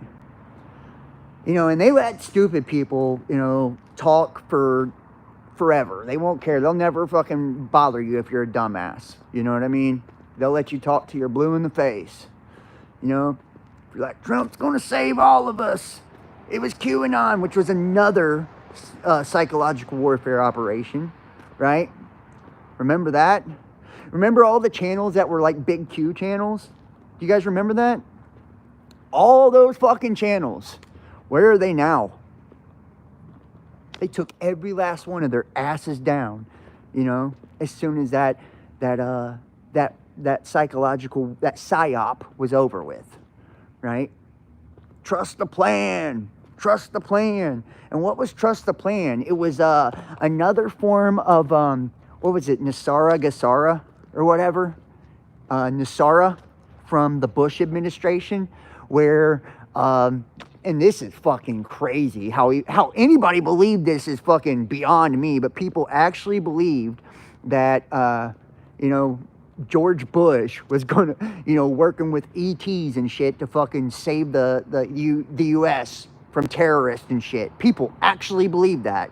It's called Nassara, right? Operation Nassara. The internet must have been dumb as fuck back then, and that's back when it was the Wild Wild West, right? Not the World Wide Web. But people bought it, man. They believed that shit. It worked. Successful psyop. So of course they ran the same fucking thing. They do it every time. Donald Trump's slogan isn't even new. Everything about him is reused. MAGA. That comes from Reagan. Ronald Reagan had that slogan. Roger Stone, he worked for Nixon and for Reagan and all of it. Like, it's all like Richard Nixon and Ronald Reagan wrapped into one. That's Trump. That is. All that shit being rehashed and reused. They don't have to use anything new on you. They got your grandpa with it. They got your dad with it. Now they got you with it. MAGA, the magician. I told you guys. When you have the Satanist, like, who does spirit cooking, like Maria Abramovich, saying that, that Trump needs to become the president because he's the magus, right? He's the MAGA, the magician. And it takes a guy like him to actually shake everybody up enough to wake up the population. You better watch the fuck out, right? Better watch the fuck out. That's the greatest controlled opposition I've ever seen in my life is Trump. It really is. And remember, Trump and Pence, trumpets, right? Judgment. It's like nobody fucking got it, the writing has been on the wall the entire fucking time, and it's like everybody believes what they want to believe instead of what actually is. We've never been more censored since that motherfucker walked into office either. Remember fake news? First, that was him saying how, the news was fake, CNN was fake and all that. You guys remember? What did that end up becoming, though? You were fake. And only CNN and only the MSNBC and all of them companies were able to broadcast. You were no longer able to because you were fake news. Do you remember how that got flipped around? No? I do. I do. I remember. You know? And I've lost so many fucking YouTube channels. I lost a Discord server with fucking over 1,200 people on it for medical misinformation.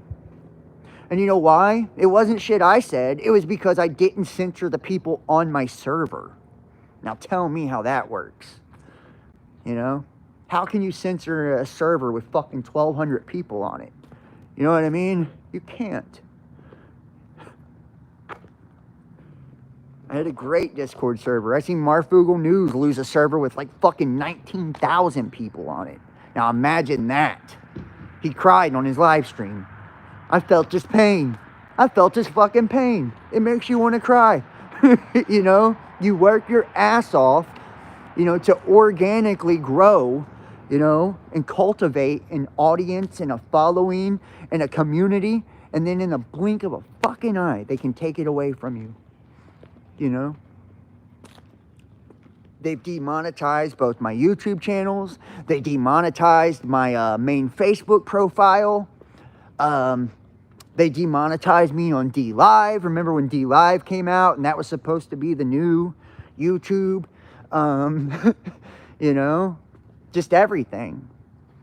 They took down my Patreon. I used to have a fucking huge Patreon.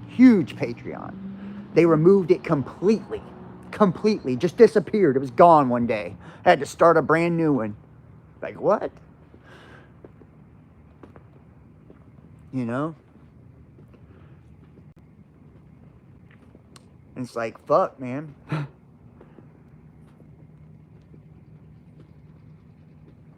no matter where you go, you know, it's like you think for a second D Live is like the new free speech platform. Then you think for a second BitChute is a new free speech platform. It's like they just, you know, you migrate to a new place and they just slam that one next. They buy it out usually. You know, what do you think like the whole Elon Musk buying Twitter and shit was really about? Now do you see how that's working? You know, he's part of the Trump regime. Everybody following RFK Jr., you know, now do you see how that's working? He's part of the Trump regime. Do you not see what happened here? I do. I feel like the only fucking one sometimes. I really do. I feel like the only fucking one. You know, and then there's this whole thing with like, you know, spiritual community and shit like that where, you know, and I feel like the machine has definitely pushed this where, you know, if you're spiritual, then you're not supposed to make money, right? Even though you're actually working, you know, it takes money to be able to stream it, to create, you know, graphic designers, to create your logos and, you know, create the intro music and just all of it. It takes money to do and create and to be professional at it. But if you're spiritual, then you're not truly spiritual, right? If you accept donations, or you're not truly spiritual, right? If you have memberships or make money, right? That's been a big stigma for things too. You know, that's just part of the, you know, part of the machine's propaganda too, to keep them, because, you know, that's why they demonetize people. That's the first thing they fucking do to them is demonetize them, you know? That way they have to get a 9 to 5 and they can't do it anymore. You know, they destroy their livelihood. And when taking their money doesn't work, then they deplatform their ass. You know, and once they're deplatformed, then they're blackballed. So if they try to, you know, go to another platform, you know, I can remember every time that I would do a YouTube video and it would get taken down or I'd get a strike, if I mentioned that I got a strike on Facebook, Facebook would suspend my account. Like, what the fuck? Like I was making the shit up. And they said I was doing it for, you know, attention. Basically, I was lying, spamming people. I'm like, what the fuck? You know, it's like, you see how in bed the entire system is with one another, you know, and it's kind of, it's, you know, it's fucking mind-blowing. It's mind-blowing when you really see how connected it all is. You know? And like I said, you know, at the very beginning, People think that, the amount of money you have is, how much power you have. And it has nothing to do with, money. Money is one thing, but money, there are rich people that you've never heard of, in this world. There are. It's influence. It's influence. That's why, nobody becomes a celebrity, unless,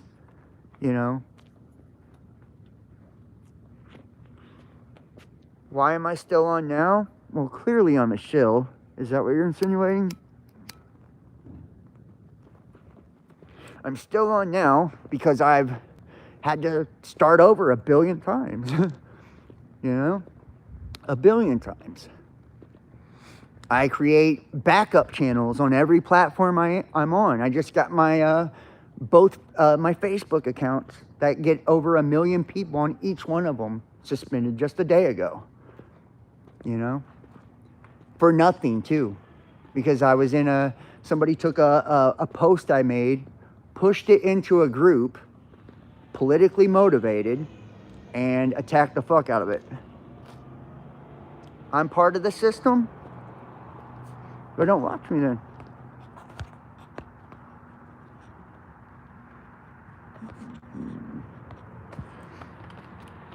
If I'm part of the system, then I would say don't watch me. Yeah, I know. If I'm part of the system, I'd be doing a lot better than I am right now. And anybody that has watched for years knows. Yeah, bullshit is right. Yep, bye, troll. See ya. I got him. I got him. Yeah, and that's the thing too, right? Like, it's always trying to discredit somebody, undermine what someone says.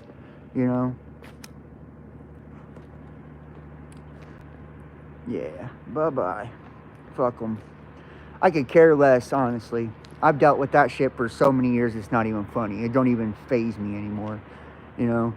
Back when I was younger, I used to argue with them and everything, talk shit to them. I just ain't got the energy for it anymore. Now I just go ahead and bloop, get rid of them. It's like, what do you accomplish by doing that? Does it make... it's like, and I know what they're trying to accomplish, They want you to have no hope, They want you to believe that anybody you see on anything, if they've got any type of following or any type of traction, or if they're known whatsoever, that they have to be a part of it. And it's just not true, guys. I don't care what, people think of Derek Rose. Derek literally had to move to fucking Mexico. And it wasn't because what was happening to him online, put it that way, right? It was affecting his real fucking life. He had the feds coming after him. Had to move to Mexico. Now think about that. If you had to leave the fucking country because of something you said, think about that. And I can say this too. Just recently, when this happened to my Facebook accounts, I had them harass my girlfriend. I had them harassing my baby brother and shit like that. Anybody that was connected to me on Facebook, my family-wise, they were harassing them and then sending me threatening messages and shit. Like, fear is like one of the biggest tactics that is used, fear. And that's why most people will never speak out. They don't want to put their face or their name on anything. They're afraid of the repercussions. They're afraid, that they're from the blowback that they're gonna get. They know that people have been killed for this kind of shit. If you say the wrong thing and you piss the wrong people off, you can lose your life over it. Not just your livelihood, your life. And there's been many people that actually have. Many people that actually have. And it's sad. And it's sad. You must really want to hide something really fucking bad, to be willing to take another person's life to keep them from exposing it.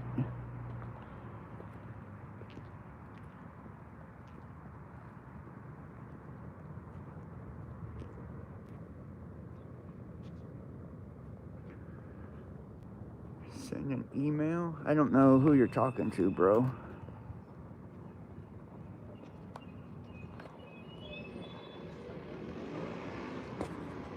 Well, if you want to email, you'd have to email. I put the email in there, so I don't know. Me?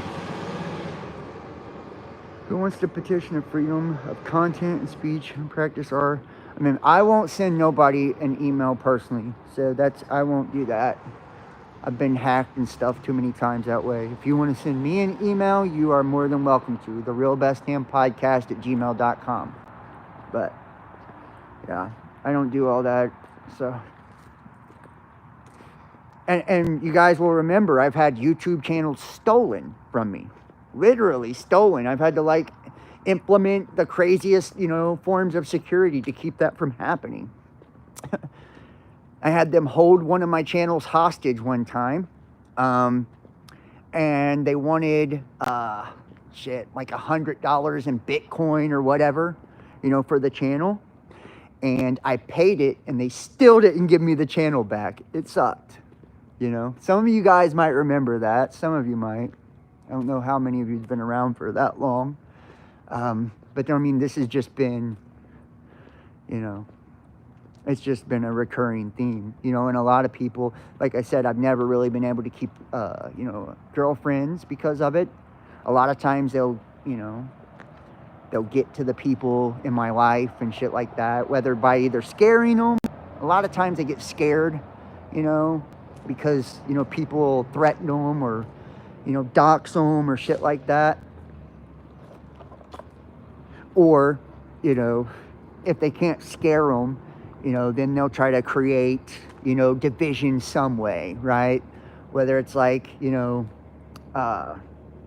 psychologically profile them and, tempt them to cheat or, just weird shit, man.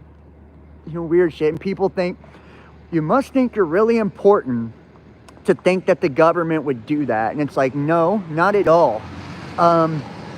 Anybody that actually knows anything about, targeting and shit, how that works, they understand that you don't have to be nobody for that to happen to you. That can happen to any fucking person, any fucking time, And it has. It truly has.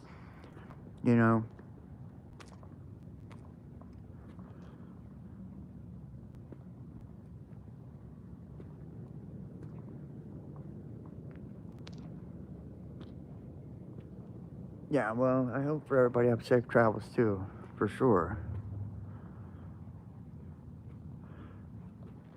Yeah, and guys, I just want to also point out to you, whether you see this live or you see this later on, I really want you to be careful with the people you interact with. I'm not saying my communities aren't safe, but I'm saying my communities aren't safe, so...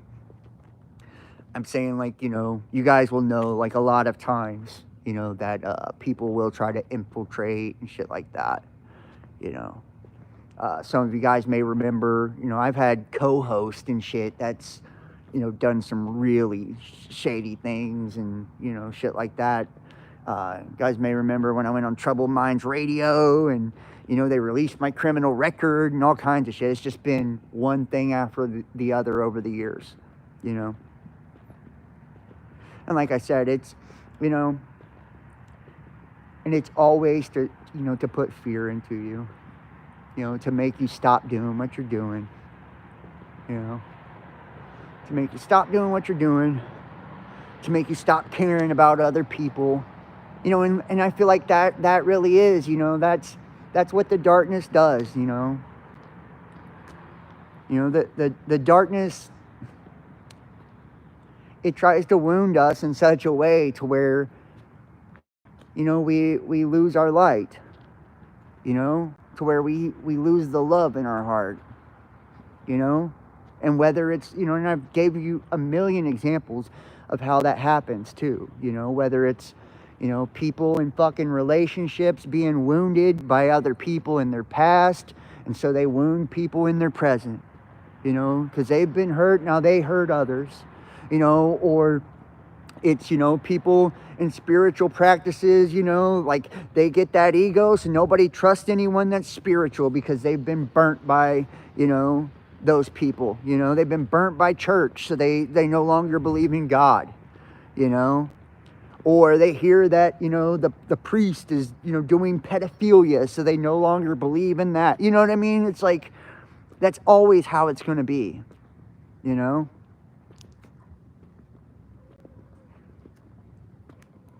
And the same thing, you know, with government, you know? It's like, you know, we have no trust in the government, and it's like turned us against our own country in such a way, you know, that we've destroyed the fucking place ourselves. Nobody ever had to drop a bomb in the United States. Nobody did. Nobody had to drop a bomb in the United States. And what was the guy's name? The former KGB agent, Yuri Bezmenov. You guys remember that? It showed an interview by Yuri Bezmenov, and he was talking about, you know, communism and how it worked, and, you know, how they were actually putting agents, you know, in the United States. And, you know, that's the way they attack your culture first, guys. The moral fiber of your nation first, you know. That's how they do it. And they do it with sexual promiscuity. They do it with drugs. They do it with all of those things first. Because then that loosens you up, right? Then that loosens you up. You know? Abstract, ugly art and shit like that. It's to warp the mind, you know? They get their puppets in place, you know, and they're willing to push whatever law. They're willing to push whatever agenda. You know, as long as they can stay into power, as long as they can, you know, come up financially. You know, these are morally bankrupt motherfuckers, you know. And once you get, you know, that communist culture too, and I'm not saying that every Democrat is a communist. I hate that when people act like that. You know, there are some forms of socialism that are beneficial, you know, and I think you need a little bit of a mix of both, of capitalism and socialism, you know. We should have free education, you know, in a nation all the way through college, university, you know. We should have, you know, free healthcare for everybody. Like the brokest fucking nations in the world have this shit. You know, it's crazy that we haven't, you know. And I even believe at this point we should have, I believe that we should have, you know, universal basic income, you know. That's what I believe, you know. And I know that's not a popular thing, and people probably think I'm a puppet for even saying that. But if you think about it, you know, people are fucking starving and homeless and shit like that, and we can send billions and billions of dollars to Ukraine, you know, and with like a third of the money that we send to Ukraine, we could solve homelessness here in our own nation, but we don't do it. You know, we don't. Why is that? You know? Everybody should, and if they did have universal basic income, you know what would happen? I'll tell you exactly what would happen, you know? Yeah, people are afraid that if they didn't have no vocation, no purpose, that everybody would get fucking lazy and, you know, and just sit at home and die. And that probably would happen with some people, but you know what? Those fucking people would have probably did it either way. Those are the same ones that milk the welfare system and shit like that, you know, in my opinion.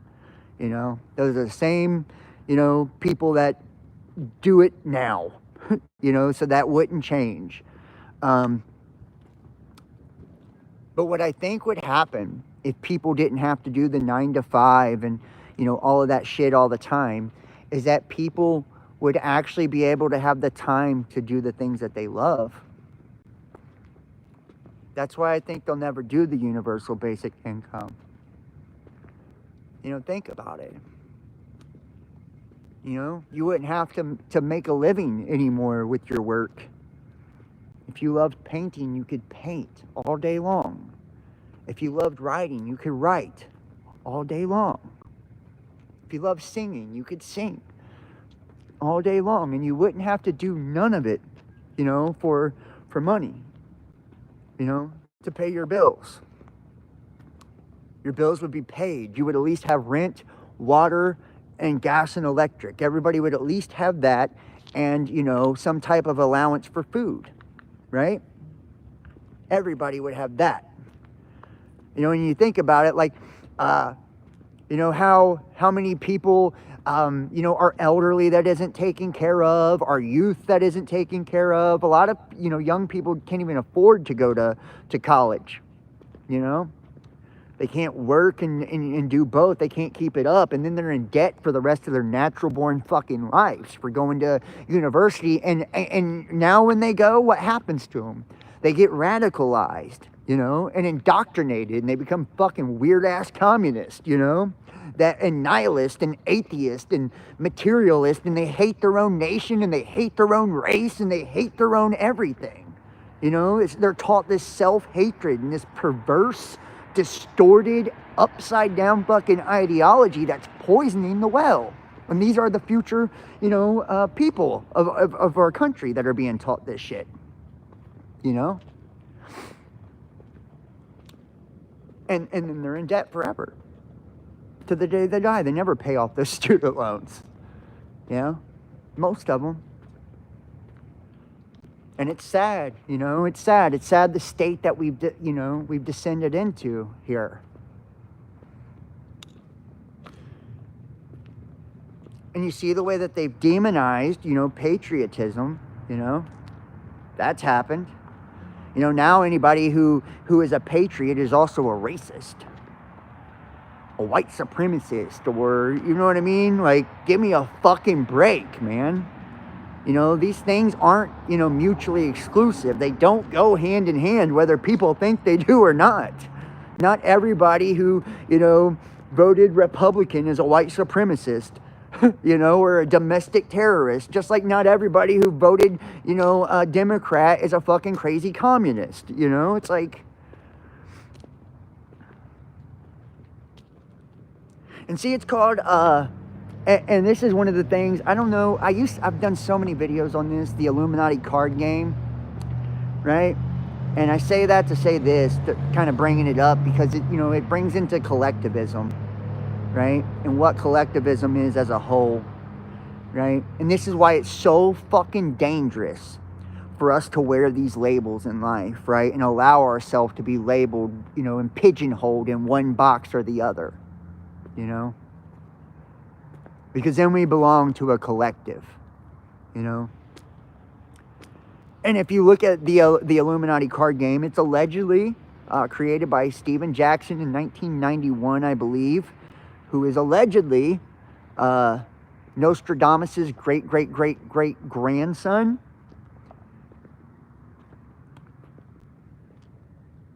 In every one of those cards, you know, they've got Donald Trump in the assassination attempt, right? Enough is enough. Charismatic leader, right? All these different cards, you know. Obama, he's B.O.B. 13013 on there, which is B.O.B., right? Earthquake machines and fucking all these things, like World War III, like all of it. You know, everything that you've seen damn near take place in the media has happened on those cards. And, you know, there's very few that haven't taken place yet. You know, Fukushima is on there. The Black Eyed Peas are on there. Like everything about popular culture, you know, and this is fucking decades before any of it ever happened. Even conspiracy theorists are on there, you know. And it says, thanks for the ideas. That's what it says. You know, like you think you're solving some shit. No, thank you for the good ideas, you know. And each one of these groups, each one of these collectives, you know, they're ruled by a character, right? A character, a figurehead, you know. And that figurehead You know, he has power, influence, dominion over the entire collective, right? Now think about what happens, and it's Stalin who said, the best way to control the opposition is to lead them.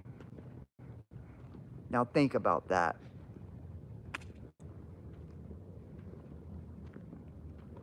Thanks. The best way to control the opposition is to lead them. You know? And when you have like one of these characters at the, you know, these figureheads at the top of one of these collectives, you know, you can assassinate that character, right? And take down the entirety of the collective. And, you know, I'll use Trump as another example because it's just, you know, this is currently, you know, taking place, right? What did they put underneath that umbrella, you know? All the conspiracy theorists, the anarchists, you know, the alt-right, the conservatives, the Christians, right? Nationalists, I could keep going, right? White supremacists, right? Like everybody, right, gets thrown under that umbrella of that character, right? And then when they took down that character, that figurehead, everybody else's ass went with him. They got flushed right down the toilet with that turd, you know? Think about the January 6th Capitol riots. You know, I did private videos, right, for my members, you know? Some of you guys may have gotten to watch that. You know, where we showed the exploding blood packets and the fucking movie glass and all the shit that they had at the, you know, January 6th in the Capitol building. You guys remember? And even the fucking dude wearing the goddamn, you know, Indian bullhead, whatever shit, Chase, whatever his name was, right? That was in the main hall, right? Those guys dressed up like the fucking Village People, you know? They were on The Simpsons, and they were in those cards, too. You know, everything that you fucking seen happen, you know, it was telegraphed way ahead of time. Absolutely. You know, because that's the power, you know, in magic and in witchcraft. Like I said, showing you something before it takes place. You know, getting you... The shaman. Thank you, Kimberly. Yeah, it's a shaman, right? Right, it was a QAnon shaman. That's what it was. Got it. Yep. It's been a while. And what happened? Right? After he allegedly got out of jail, motherfucker, you know, he's making bread now. He went on all these podcasts and TV and, you know, he's a content creator. You know? I believe even Derek Bros did whatchamacallit with him, spaces on Twitter with him. You know? Just like Alex Jones, that's another one, you know? They built him up so damn big. Alex Jones, which a lot of people believe that he was actually, you know, the comedian Bill Hicks, right? They had the same best friend, right? Kevin Booth or whatever, same best friend. Managed by the same fucking dude and everything, like, you know, crazy shit. Had the same teeth, all of it. And I'm not, you know, and then, dude, and I'm not saying it's true, I'm not saying it's false, I'm just saying it's pretty fucking crazy, right? Dude comes out, dies of pancreas cancer at like 32 years old. All of a sudden, the guy that was doing, you know, the Alex Jones show from his bedroom, nonetheless, he was, you know, just a regular cat. You know, 6 months later, his identity completely changes, and he's a fat dude that looks just like the present day Alex Jones. You know, you can't change your teeth in your ears, man. And people have even made mistakes on Alex Jones' radio show and have called him that. You know, they've called him Bill multiple times on accident. Why is that? Why would they just accidentally call him fucking Bill? You know what I mean? And people say, well, that's just a reach, right? That's just a reach. You know, they wouldn't do that. And it's like, are you sure they wouldn't do that? You know? Are you sure they wouldn't, pay one of those, an actor, and a lot of those people in Hollywood, those celebrities are part of those cults, they are. And maybe he was recruited by the CIA, to play that role. Maybe they killed the original Alex Jones, or maybe he was put in witness protection. I don't know. I'm not claiming to have all the answers, but something happened there. And then all of a sudden, and he's making that hand signal, that he would always make on his show. And come to find out, it was part of some fucking special ops hand thing. You know what I mean? It's like just weird shit like that. And it's like, He goes all those years and they make him so famous. And what was his name? Hour of the Time, right? Hour of the Time. What was that host's name? Shit, man, he was a legend. Who did Hour of the Time, guys? Anybody got it in the chat? The Hour of the Time, or do you guys remember the host that did Hour of the Time? No. He's the one who predicted 9/11 and all that shit. Shit. Well, hopefully somebody gets it. I can't think of the name to save my life right now. Right, but he came on his show and shit, and he said he was controlled opposition, he said he was a shill. William Cooper, thank you, it was Bill Cooper, yes. And remember, Bill Cooper became, they put felony warrants on him, and he knew his rights so much. He was a sovereign citizen. He stayed in his fucking house with a gun, right? With a gun. Wouldn't let them come on his property. So what they did was they waited with the police outside of his house until one day they caught him going to his mailbox and killed him. And that's the one who predicted 9/11 right there.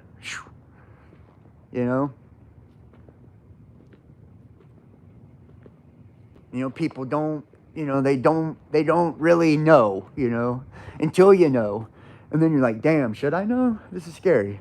And I mean, it's a sad thing to see. It really is, it really is. But, and then you seen like people like Alex Jones. What did he do? He pushed Trump hard as fuck, right? He had Trump on his show and everything, before he was elected in 2016. He was literally like, the guy who got Trump elected, right? And then what did Trump do to him after, he was elected? He disowned the motherfucker. He wanted no association with Alex Jones anymore. And then they smoked Alex Jones and sued him over Sandy Hook.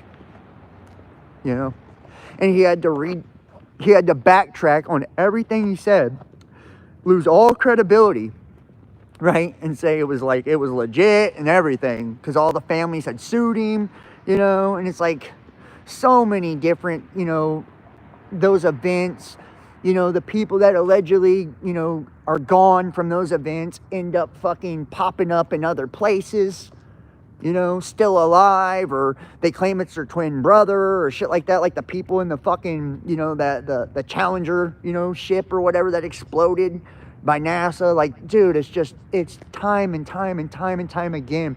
When they had the shootings and shit in Oxford and Dayton, Ohio, a week or two before they had that, they had in the paper, crisis actors needed. You know what I mean? Like, please explain to me, how we don't catch on to this shit. Please explain to me, why all of the same things happen and it's just a coincidence. Think about, when the C-19 shit was going on, right? We had been reporting to people and showing it for years. We called them FEMA coffins. It's what we called them, right? They were actually CDC coffins. You guys remember?